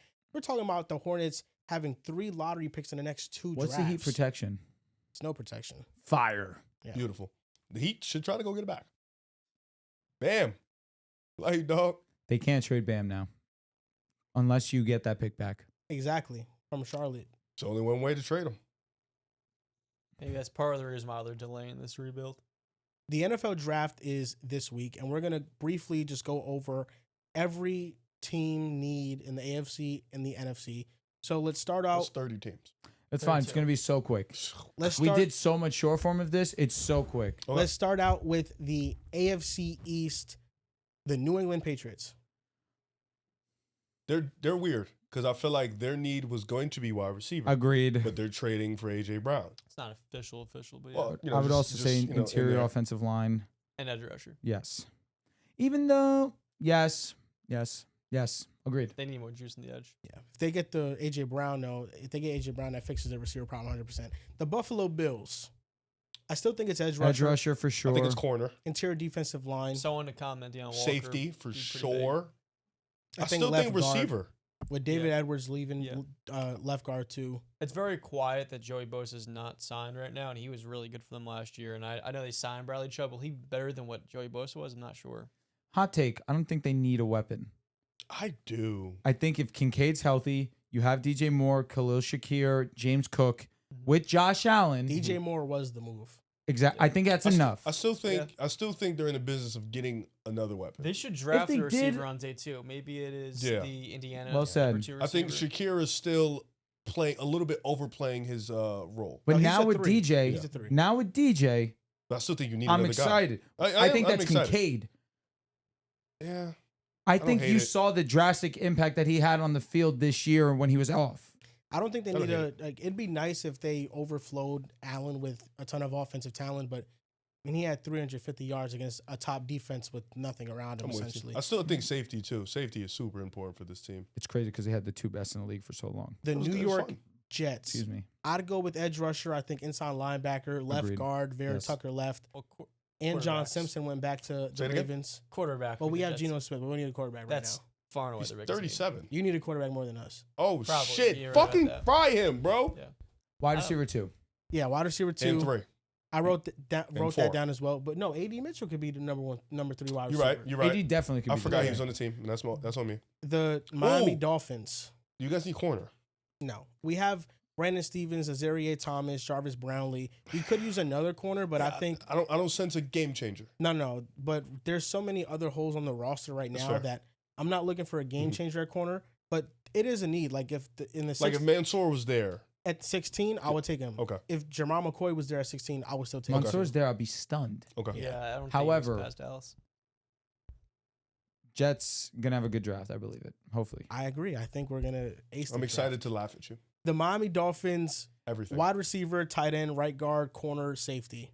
Everything. Good cook. Yeah, all major positions need. The Broncos, AFC West now. I only had linebacker and tight end. Tight end agree. Linebacker agree. Yeah, you have Waddle now. I so also am gonna throw in the running back position. I Yeah. do think that we could use depth there, especially with the uncertainty of the health of JK. But JK feels really confident coming into the season. Who wouldn't be confident about their ability and their availability on top of that too? I still think we need some help. And RJ Harvey, maybe he breaks out this year, Yeah, second year. true. If RJ Harvey's like a 2B, it's perfect. But as their lead back when Dobbins is out, because that's what history I just tells us, also it's wouldn't not hate great. if it was just a position drafted and now we're lighting a fire under the two guys in front of them. Next team, the Chiefs. I think their two biggest needs is edge rusher and corner. Keep going. And then wide receiver can be a need. It depends. Keep It going. depends. I think that's really it. I think interior defensive line, you have it with Chris Jones. You signed Tonga from the Patriots. At safety, they have Aloy Gilman. any thoughts on the Linebacker. offensive line?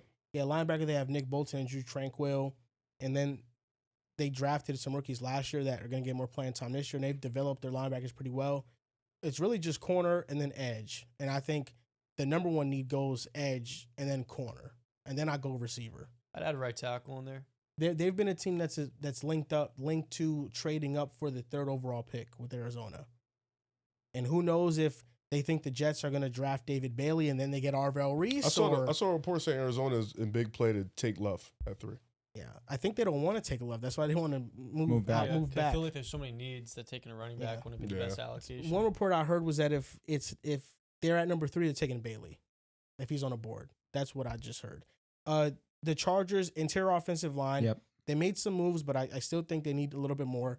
Interior defensive line and another edge rusher. I was gonna say with with Khalil Mack getting older, you need to find his replacement. Fucking And getting Thule older. played He's his old. best football, and they got it away. Now he's gone. So It made no sense to not resign him, but it was a lot of money. 100 The mil. Raiders, wide receiver, left guard, right tackle, interior defensive line. I just love how we're ruling out quarterback because we know they're gonna get it. Yeah. But I agree. Wide receiver is number one.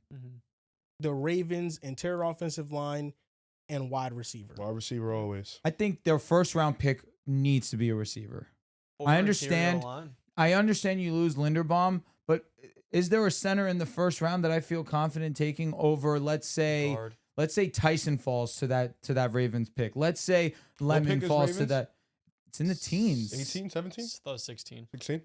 So Tyson's supposed to go top 10. I think it's Tyson no, is, 14 as the is draft's getting Rams. closer, Yeah, he's supposed to go I think top his 10. stock is rising. But I'm saying Jets are 16. I think they're 13 or 15. One of Okay. those two. for one of these receivers, let's say 14. that they do 14, Lemon can be there. Carnell, I don't know. I don't think Carnell's going to be there. But Tyson, I think there's a I chance. don't think Tyson's going to be there. I don't know if there's 2 receivers taken in the top 10. He's getting I big think the top 10 Ravens love need right a now. Iowane from Penn State right Yeah. here. That's what I see them doing because they need to address all interior offense line heavy. And I could see them going tight end on day 2 because you lost Kolar and you lost likely with Andrews being on the wrong side of 30 now. They Is did this just like a give him wild 3 card to years. draft Kenyon Sadiq? I was thinking about it as well, but they did just pay Andrews. Yeah. The Bengals edge rusher, I still think they Yes. need some help there. But after the Dexter Lawrence move, I just really look at linebacker and corner as their 2 pressing needs. I don't Like pressing, disagree. Their need to cornerback room address. is really young right now. Yeah, DJ Turner was one of the best corners last year. Dax Hill played well in the second half of the year. They just need a nickel. I think if they get a slot, they're fine. And then Brian Cook, safety, like they overhauled their ad. secondary.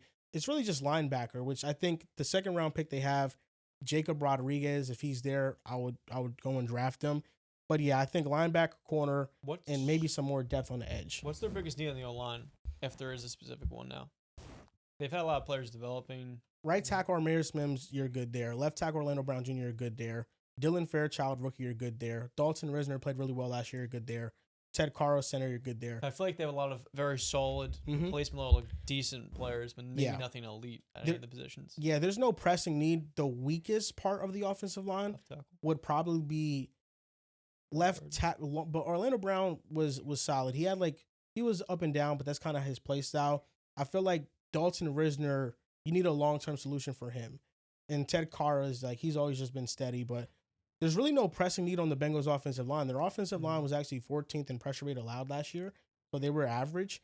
I think this is just a defensive overhaul, and we'll talk about the Bengals later too because they traded for Dexter Lawrence. Steelers, what's the need, John?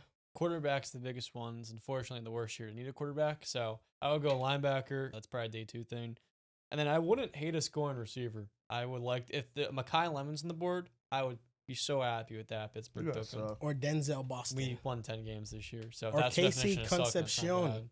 I wouldn't want at that point. I'd much rather go a lot. Ty Simpson. You grimaced every time you guys won a game.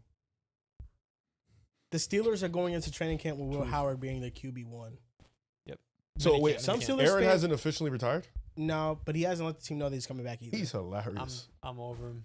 I was last year before he even signed the first Yes, you time, grimaced every Man. time you guys won a A game. guy that led you to the playoffs, man. Show some respect. bro. It's the best quarterback you've had in a decade.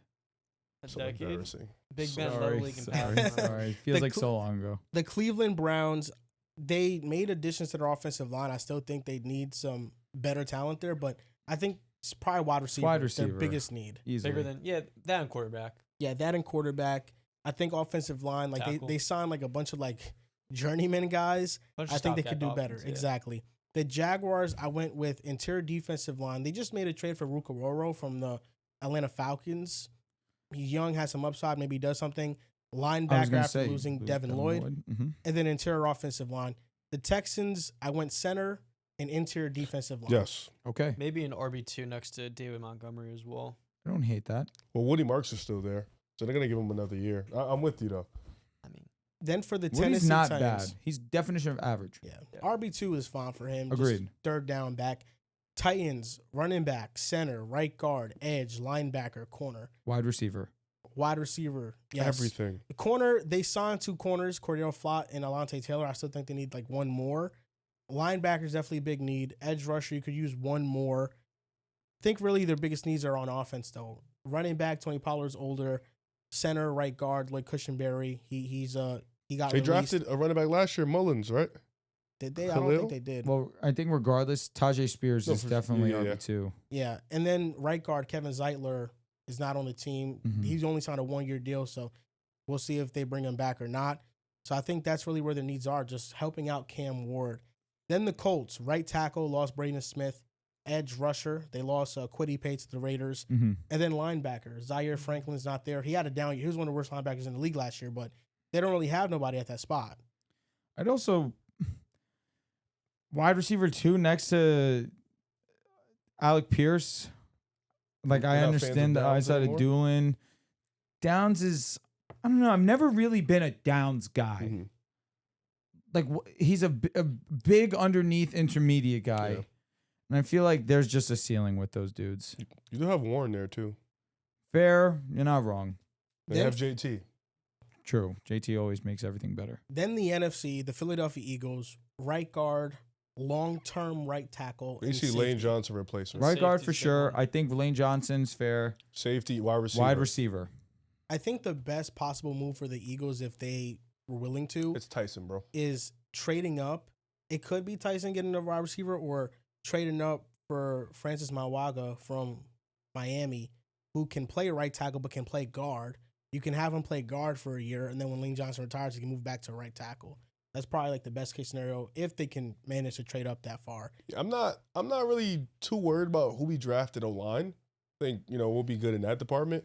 I just want to see what type of move we make to go get a wide receiver. So, Well, no more are you Just guys getting Allen, a first for AJ? I think so. What if the Patriots send a first Well, for they might AJ send Booty. and Kayshawn Booty? Yeah. Okay. Is that enough around Devontae Smith? No, I still think you're getting a wide receiver. Okay. Yeah, I still think they go get wide receiver. With Wicks, Hollywood, Booty, and It's a lot of depth. Devontae It's a lot of and depth. Goddard. But that just means you're going heavy run. Like you're going heavy run back to Hurts running the ball. We need a quarterback. Hurts is but I not was going to running wait. the ball. We need a Jesus. fucking quarterback. God. But I'm gonna let that slide. The Dallas Cowboys interior linebacker, Corner. Corner. edge rusher, but really, corner is probably the pressing need, and Yes. linebacker as well. Commanders, running back, wide receiver. Corner. They could use some corners. They have some young Linebacker. ones. They can use wide receiver too. They signed Leo Chandel. They still have Frankie Louvu. Receiver's a big one because McLaurin's. Forgot about Yeah. Leo leaving. Now They That's have 30 some years needs old. on defense. Like their edge rushing room is not the deepest, but their most pressing needs that I think they should probably address first in the draft is wide receiver and running back. Corner. Corner. They have Sanders Is still, Lattimore still Trey there or no? Amos, but yes, another corner. They I was need. going to say they've tried, but nothing's really stuck. Yeah. I wouldn't be surprised if that's their avenue. The Giants interior offensive line, Yes. interior defensive line now. Yes. Wide receiver, Corner. another one. Corner could be an Their option corner as room well. is super Corner for young. sure. Because Super listen, young. Drew Phillips and Tay Banks, it's not going to do it. And then the Seahawks, running back, right guard. They need another corner after losing Reek Woolen. Yes. And then safety, they lost Kobe Bryant gonna in say, free yeah, agency Yeah, as obviously, well. Jordan Love. The 49ers, edge rusher. They have some edge rushers, but they're just like always hurt. You saw they re-signed Trent Williams too. They did. 50 Offensive whack line, ones. maybe Okay. more like long-term options Inside. for their offensive line. Wide receiver. Wide receiver. Mike You Evans, think Ricky so? Pearsall. Mike Evans is older. Ricky Pearsall injured. Kittle's there still. And Brandon Ayuk's going to leave. CMC's And Kittle still is there, but torn Achilles probably out this year. Yeah. He wants to come back mid-season. He's 32. I mean, he's a legend, so I wouldn't put it past him, but Yeah. I think that it makes sense. I also I would think go that's why they safety. brought in Mike Evans though. But he is also And I think is 31, Jawan 32. Jennings still there? No, not He's right a free now. agent still. I would go safety. I think safety is probably the biggest hole in the roster. With Okay. Malik Mustafa, Jair Brown. That's probably the weakest link on their Yep. defense. Especially after losing Ufanga. The Rams, really, I mean, number 3 wide receiver. I mean, that's where we're at with the Rams. The Rams don't really have much. Who's the Maybe number 2 inside corner? linebacker. I was That's it. maybe Jalen Watson. Okay. I don't hate it. they're lit. You can put. I wrote down my notes NA, All and this then Yeah. I have like linebacker. all this to not make the Super Bowl. Also, I Shit's kinda also wouldn't funny. hate depth at corner, safety, So secondary, it helps. anything. It helps Stafford's legacy when he wins with this team. But Well, will he it doesn't hurt win. it? Will I it, will don't it know hurt because they its seem to legacy? always stack the deck and don't win. So Okay, I see. well, they you know. stacked and won. Talk about last year. They lost to Lost to an amazing team. great team. They lost to Sam. The year Darnold. before they lost, they just keep losing. Year before they lost I mean, in the snow They give the to Eagles their one of the toughest best battle. teams of all time according to Advanced Analytics. Talk. This year is really the test. This year, without a doubt, no excuse. Would you be shocked? Well, I feel like last year, no excuse. You just lost. They lost a shootout. It was a great game, but their secondary was boo boo. Yeah, I'm saying, but still no excuse. You just lost. They had holes in their team last year, and they solved them. Well, they were one of the favorites, though. Their secondary Yeah. was genuinely And their trash. special teams was a huge No, I'm with you. issue all year. But if you're like one of the favorites, I wouldn't say it's yeah, like not no every excuse. favorite wins the Super Bowl. One team wins. No shit, Sherlock. But you still don't Yeah. get an excuse. Like, Yeah. duh. They don't get an addressed- excuse they that their addressed what they were secondary was lacking. bad.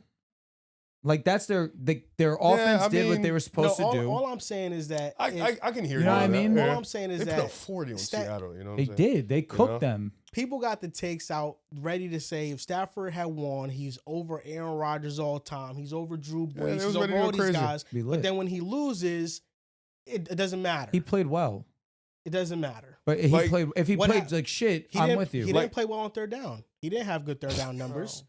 What about fourth down when he needed to have a? How many yards did he have in the game? Almost 400.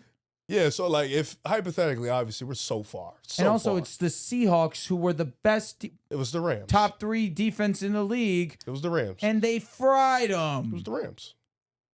It was an even battle. Oh, for sure. But that's what I'm saying. Like Seattle wasn't going out there and torching. Yeah, no, I'm with you. Yo, They who, torched the Rams. who has the ball on third down? Matthew Stafford. They went 1 for 8.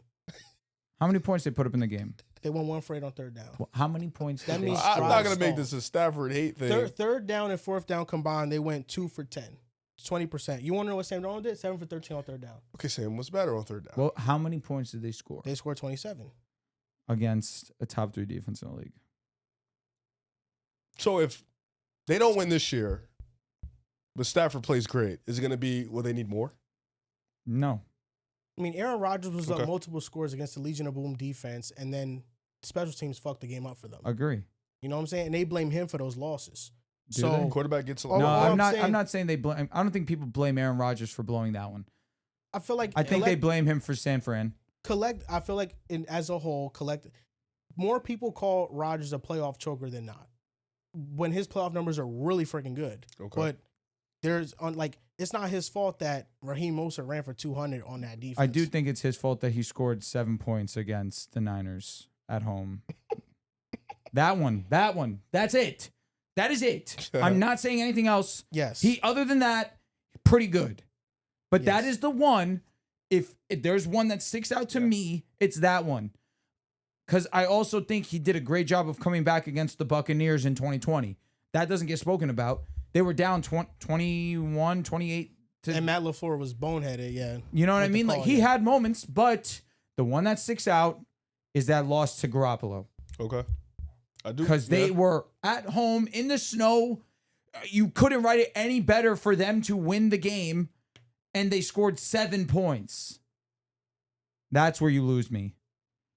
Yeah. Yeah, it does feel like sometimes, maybe not sometimes, but it does feel like over the recent years, the Rams do get the nod as the favorites in the summer.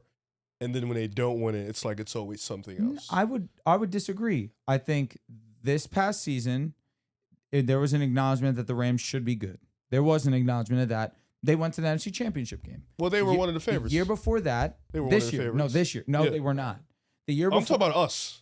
No, I understand that. Yeah. They were not. Yeah, we got to This go past back. season? No, this season, yes. Yeah, this. The year before? The year before that, The year before, no, They they had an weren't. alternate team. Okay. I would say no, I feel I like would because say they started off slow, and then I think they went on like a streak of like 7-8 wins. Yeah. correct. And they got in it, and then they became one of the favorites. Not to win. I That's didn't what think it I- goes- Nobody No, was that's ever. what- no, they not over weren't Philly, not favored over over, Philly, and they were not over not Philly. favored over Detroit. I don't know about that. Detroit was the 1 seed. Mm. They were the 1 seed. I agree with you. I Okay. think that the only years where you can, like, quarterbacks in general, their legacies get affected by not winning. Matthew Stafford last year had a great all-around team. I still think you need to use context and say that the special teams was mediocre. And their secondary was ass. Yes. This year, I think is truly the year Yes. where there's no excuses. Similarly to 2021, I felt as if there was no excuse for that roster. Detroit was the 1 seed, but they wasn't the favorite. That's I don't know. They weren't. The I'm with you, though. Eagles were. The Eagles very much were. They were not. And I would have the to Rams go went back. on the road in the snow, and they were a play away. Yeah. They lost to the team that won. It the would have Super been an Bowl. upset if Yeah. they beat the Eagles. The In best convincing game the fashion, Eagles I expect. had that entire run was against the Rams Far and away. at home. No, the Eagles' best game? That That playoff was the run. No, it was the Commanders' game. No, the closest game. Oh yes. My fault. Yeah. The Eagles' best game was the Super Bowl. Oh, I'm thinking more just in the NFC. No, Because the I way just- they beat the Washington Commanders was nuts. No, that's what I'm saying. Yeah. I don't think you guys. I think you guys performed the best in the Super Bowl. I'm saying Yeah, your yeah. I'm your with you. most competitive game. Yeah, well, Was the that Rams. in Green Bay, yeah. Yeah. Because I think Green Bay was from start to finish closer. We were beating the Rams by 2 scores. It got close towards the end of the game. Y'all were selling. But Green Bay was legit. We weren't up. Like, that was just a back and forth. You know what I'm saying? It But was a I'm good with team. you. This Yeah, I'm will with be you. a good. This is the clip. year, and I This- agree. Yes, this will be a good clip on social media. Cardinals, quarterback, right guard, right tackle, edge, linebacker, corner. Yes. They have a lot of needs. A lot. The Bears, you say long-term left quarterback? tackle. Yes, I did say quarterback. Bears, long-term left tackle, edge rusher, interior defensive line, and I think they use another corner. Like, I like Jalen Johnson and Kyler Gordon, but Tyreek Stevenson, opposite of that. And I know they found their replacement for Dahlman. I still would put interior offensive line on that too, just Yep. to make sure for the future. For the Packers, edge rusher, interior defensive line, Yep. corner. 3 biggest pressing needs, really interior defensive line and corner, and then interior offensive line, you can argue. as well. Wyatt needs. If Wyatt's healthy, I feel like interior defensive line. They could use another one. I'm fine with Yes. that. I'm fine Yeah. with that. Because outside of him, they really don't have nobody else. I agree. The Vikings, safety, center, and then just more defensive line depth, which is what John mentioned when we were Correct. doing the videos. Lions, left tackle, left guard, center, and opposite edge and maybe Cornerback. corner. Yeah. Cornerback. The Lions have a lot of needs. You lose a Meek. DJ Reed is still on the team. That's something that Yeah. needs to be said. But Arnold, what has he shown you other than to make an elite podcast? The Panthers, tight end, safety. Yep. You're not a Sanders guy? No. Like starting tight end, no. They're in a similar spot to Denver where their needs are the best positions to have. The need. I think they need another edge rusher opposite of Jalen Phillips. I think that they Yeah. could use some more depth and another wide receiver. I think that's another one. Yeah. I like McMillan. I like Coker. But even if they draft like Sadiq, I like those 3 as Coker pass being catchers. the 3 wide receiver 3, you really start to get excited. The Falcons quarterback, wide receiver, Yep. interior defensive line, and linebacker. They got Wait, why quarterback. did you say We're quarterback good. for the Jets? We got Geno. Okay. They got Tua, who led the league in yards. That's interesting. Interesting thought process there. Okay. Okay. Geno is gonna give us like 2 years, bro. 2 years of what? Good play. Like, what's the good play? Throw me the number. Throw Tua's gonna do me that, some bro. flat numbers. 20 and 12. Is Such Tua a- going back to 13? 20 and 12. How many yards? I don't even know if Tua's gonna start, bro. 3,600. Who's 3,600? going to start? 2012. Penix. How much you want to put on it? We'll get to that conversation. How much you wanna 20 put on it? touchdowns, 12 interceptions, I'll put $50 3,600 on yards. it. All right, deal. I got Penix. Not gonna All lie, right. this is low key Brock Purdy's exact stat line. That's This what, yeah. No, was it this year or last year? is exactly. Yeah. Okay, next team, the Buccaneers, edge rusher, linebacker, Levante David retired, tight end, another one. And they got a lot of young corners, but it still feels like they need secondary help. Maybe they can alleviate the pressure off that they have a better defensive line. And then the last team, the Saints, wide receiver, another edge rusher, interior defensive line, Quarterback. and corner. No, For the Saints I quarterback? said cornerback. Oh, corner. Corner, Oh, corner, yes. corner, Yeah. corner. I agree. I agree with you. No, They have they're Kool-Aid fine with Chuck. McKinstry, but they lost Alante Taylor. Yeah, and with Olave's injury history, I think you really need a hammer receiver. Yeah, 100%. Maybe Carnell Tate. Now, this is going to be the last segment of the show, and this is just Dexter Lawrence trade. Well done. Let's talk about it from both perspectives. So, you guys want to start with the Giants or the Bengals? What I want to start by saying shout out to you for throwing that idea out there and it suddenly being a reality. I still feel the same way, though. I still feel like that was a lot to give up. And I get a lot to give up as in how early of a draft pick you have. I think Dexter Lawrence is an amazing player when he is at his best. I think you put an amazing clip out there of how undervalued he is coming into this year because a lot of people consider him to have a down year, but you breaking it down, I think you did a great job of that. I'll let you talk about it. However, I like this for the Giants a lot, considering trading Dexter in the first place is shocking, but you get a top 10 pick. You now have 5 and 10, 2 picks in the top 10. Now that 5th pick, you can really diversify the direction because at pick 10, you can still get an edge. You can still get a linebacker if you need. If people think that inside linebacker is not that much of a priority in Sunnystyle Falls, him at 10 is not insane. You can still have that. At pick 5, you can go best skill position player available. Whether Jeremiah falls, I don't see it happening, but Jeremiah's there at 5. Carnell Tate's there at 5. If you like Lemon or Jordan Tyson, whichever receiver you like more, I can see that being the key. They can also trade up to number 3 with the Arizona Cardinals and then go get Jeremiah Love. I think this allowed them such a great amount of flexibility to make a power move in this draft. For Cincinnati, this move's obvious. You get more talent to better your chance to win with the superstar that is Joe Burrow and Jamar Chase and a star in T. Higgins. You're maximizing that window. And I think they've done a lot to revamp this defense this offseason. And I give them credit because we give them a lot of shit for historically being known to not maximize and not go out there and spend money. But this offseason, they've realized we have a legit window and a legit superstar duo that needs to be maximized. And they can't go out there every single week and put up 35 and question whether or not they can win a game. You go and you bring in Dexter Lawrence, who's going to get after the quarterback, who's going to stuff the run. They just now have moves to make around the margins, which all you can ask for as a Cincinnati Bengals fan. I do like this move for both. I do still feel that giving up the 10th pick was strong because you still could have gotten a Reuben Bain. You still could have potentially gotten a David Bailey if he were to fall. Sonny Styles, you could have got Caleb Downs. There was just such a flexibility there you could have had at the defensive spot and have youth there. Yeah. So and not have to pay $40 million. If they were picking like 3rd overall, I agree with you, or 5th. Those players, you got a chance of all of them being there. The 10th pick, Bailey's gone, Reese is gone, Reuben Bain Jr. maybe, but his pass rushing ability is just so absurd. Reese it's for just sure. a short arm. Reese is gone. If Reuben Bain Jr., if the arms wasn't a thing, which it is a big thing, but if it wasn't a thing, he'd be the number 1 edge rusher off the board. Like the production, the college football playoffs, he was just dominant. Sonny Styles is not going to be there at 10. Caleb Downs, you're hoping is there at 10. But I did a mock draft just last night, just for the fun of it. And in my scenario, all of those guys were gone for the Bengals. And now you're looking at Mansour Delane and Jermod McCoy and Keldrick Falk at number 10. And none of those guys you'd rather have over Dexter Lawrence. Even Caleb Downs, I love him, but I wouldn't rather have Caleb Downs over Dexter Lawrence either.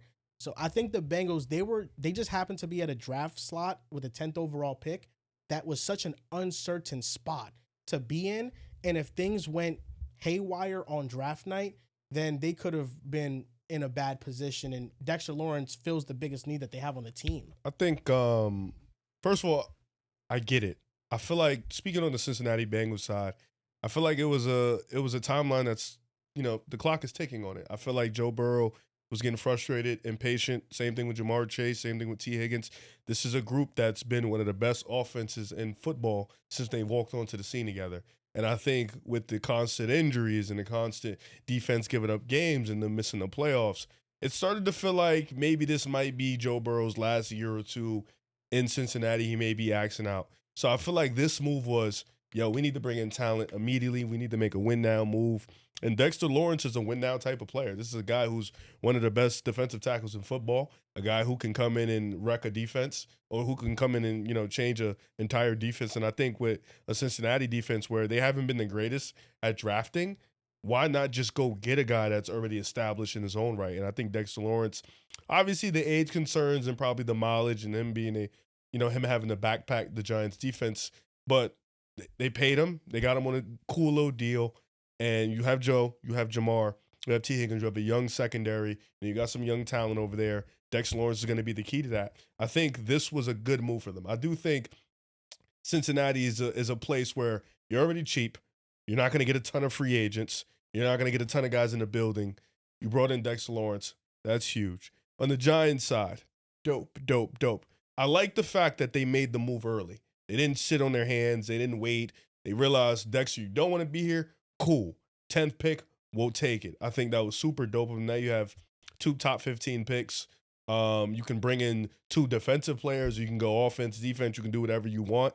You have, like Drew mentioned, you have the flexibility of maybe trading down. I know obviously they won't make a trade with a division rival, but if the Eagles do snag the Patriots pick, that could be 2 extra picks if they trade away the 10th. Obviously they won't, but just hypothetically speaking, they have flexibility to do what they want. And you still have Brian Burns, you still have Abdul Carter, You still have Malik Neighbors, who's going to be back next year.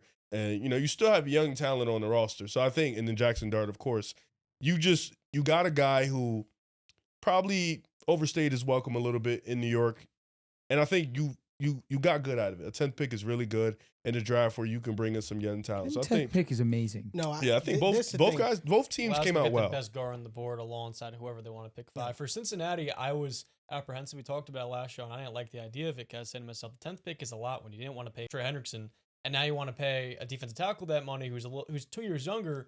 And then I started to think about it a little bit more, and I said to myself, Cincinnati's not a team that's drafted particularly well, and the player that you get at pick 10 being as good as Dexter Lawrence is not a very high probability.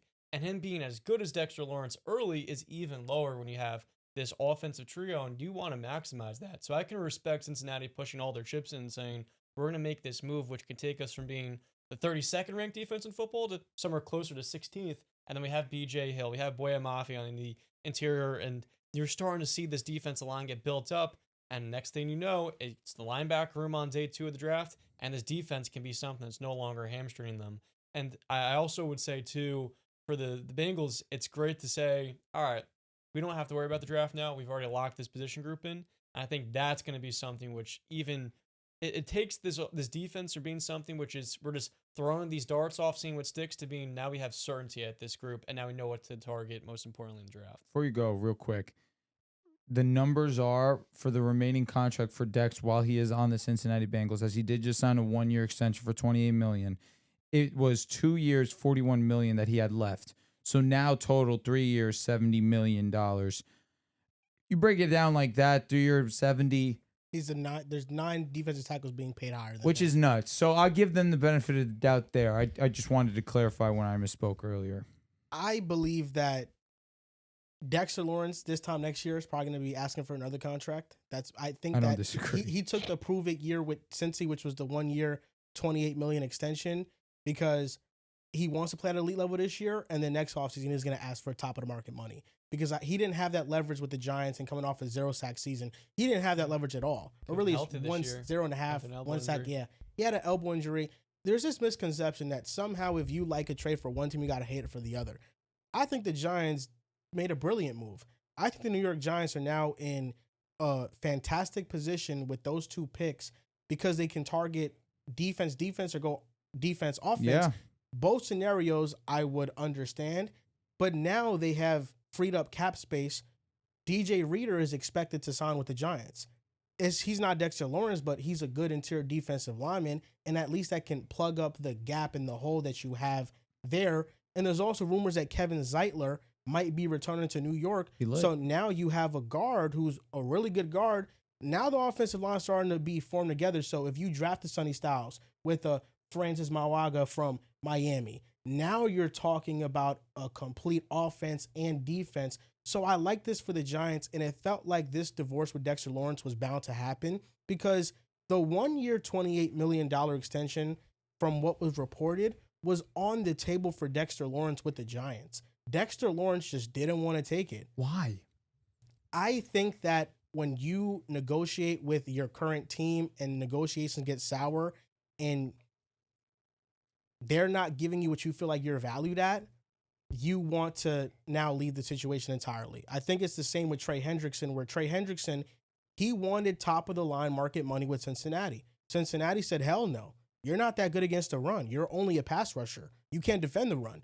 We're not going to pay you that. And now he goes to Baltimore on a deal that is not top of the line market money, on a deal that probably Cincinnati would have felt comfortable paying him. That makes no sense to me. That's just, it feels petty. It is. It is petty at that point, but that's human behavior. That's how negotiations get. But I think Cincinnati, like let's just break it down like this. Cincinnati went from Trey Hendrickson and the 10th overall pick to Dexter Lawrence, Boye Mafe, Jonathan Allen, Brian Cook. They improved their defense like substantially. So. They acquired in this offseason the best available safety and the best available defensive tackle. They made a major play for the defense, and I think they can win the AFC North next season. Not crazy. I don't think that the gap between them and Baltimore as teams is crazy at all. Last year, Joe Burrow and the Bengals, they went 5-3 when he was healthy. The Ravens went 6-7 when Lamar Jackson was healthy. If the Bengals are healthy, which is always a question mark, specifically Joe Burrow, they can win this division. Can't sleep on Pittsburgh. Can't sleep on them. Can never sleep they're on always a them. 9-win Can team. never sleep on They're always Pittsburgh. Chill, Chill, no team. more Tomlin. Oh, Tomlin. Oh, yeah, it's new, Mike new, McCarthy new curse, Tomlin. new One curse. That's Tomlin. one thing about Mike McCarthy is he could But yeah, season coach. I liked both. I like the move for both teams. I feel like they both got exactly what they wanted out of it. I like the direction the Giants are heading. I like the direction the Bengals are heading in, and the Bengals still have cap space available as well. So I'm excited to see what happens. And Dexter Lawrence, he regressed, but he only had 2 less pressures than the year before, and he had a better pass rush win rate and true pass set win percentage as well. I think his decline is more so in where he's lining up. His peak seasons, he was lining up at nose tackle 70% of the time. Last season was a career low since 2021 at 49%. It's a 20% drop off. So I think that if he lines up more closely to nose, if he lines up at nose tackle with Cincinnati for 70% of the time, I think we can get an elite version of Dexter Lawrence once again. And he was still elite last year. So I You think got this other was guys great. now too, so got Yeah. some help. I think this was great. But that's going to do it for this episode of the Pick a Side podcast. Thank you guys for watching. We're going to have our Blue 42 event, NFL Draft Party first round this Thursday. Make sure you guys get there, meet us, hang out, have a good time. We're selling our Pick a Side shirts on pickasidepodcast.com. You guys can follow us on Instagram and Twitter, Pick a Side Podcast and Pick a Side Pod, on TikTok at Pick a Side Podcast, and on Facebook at Pick a Side Podcast as well. Thank you for watching, and we'll see you guys next time.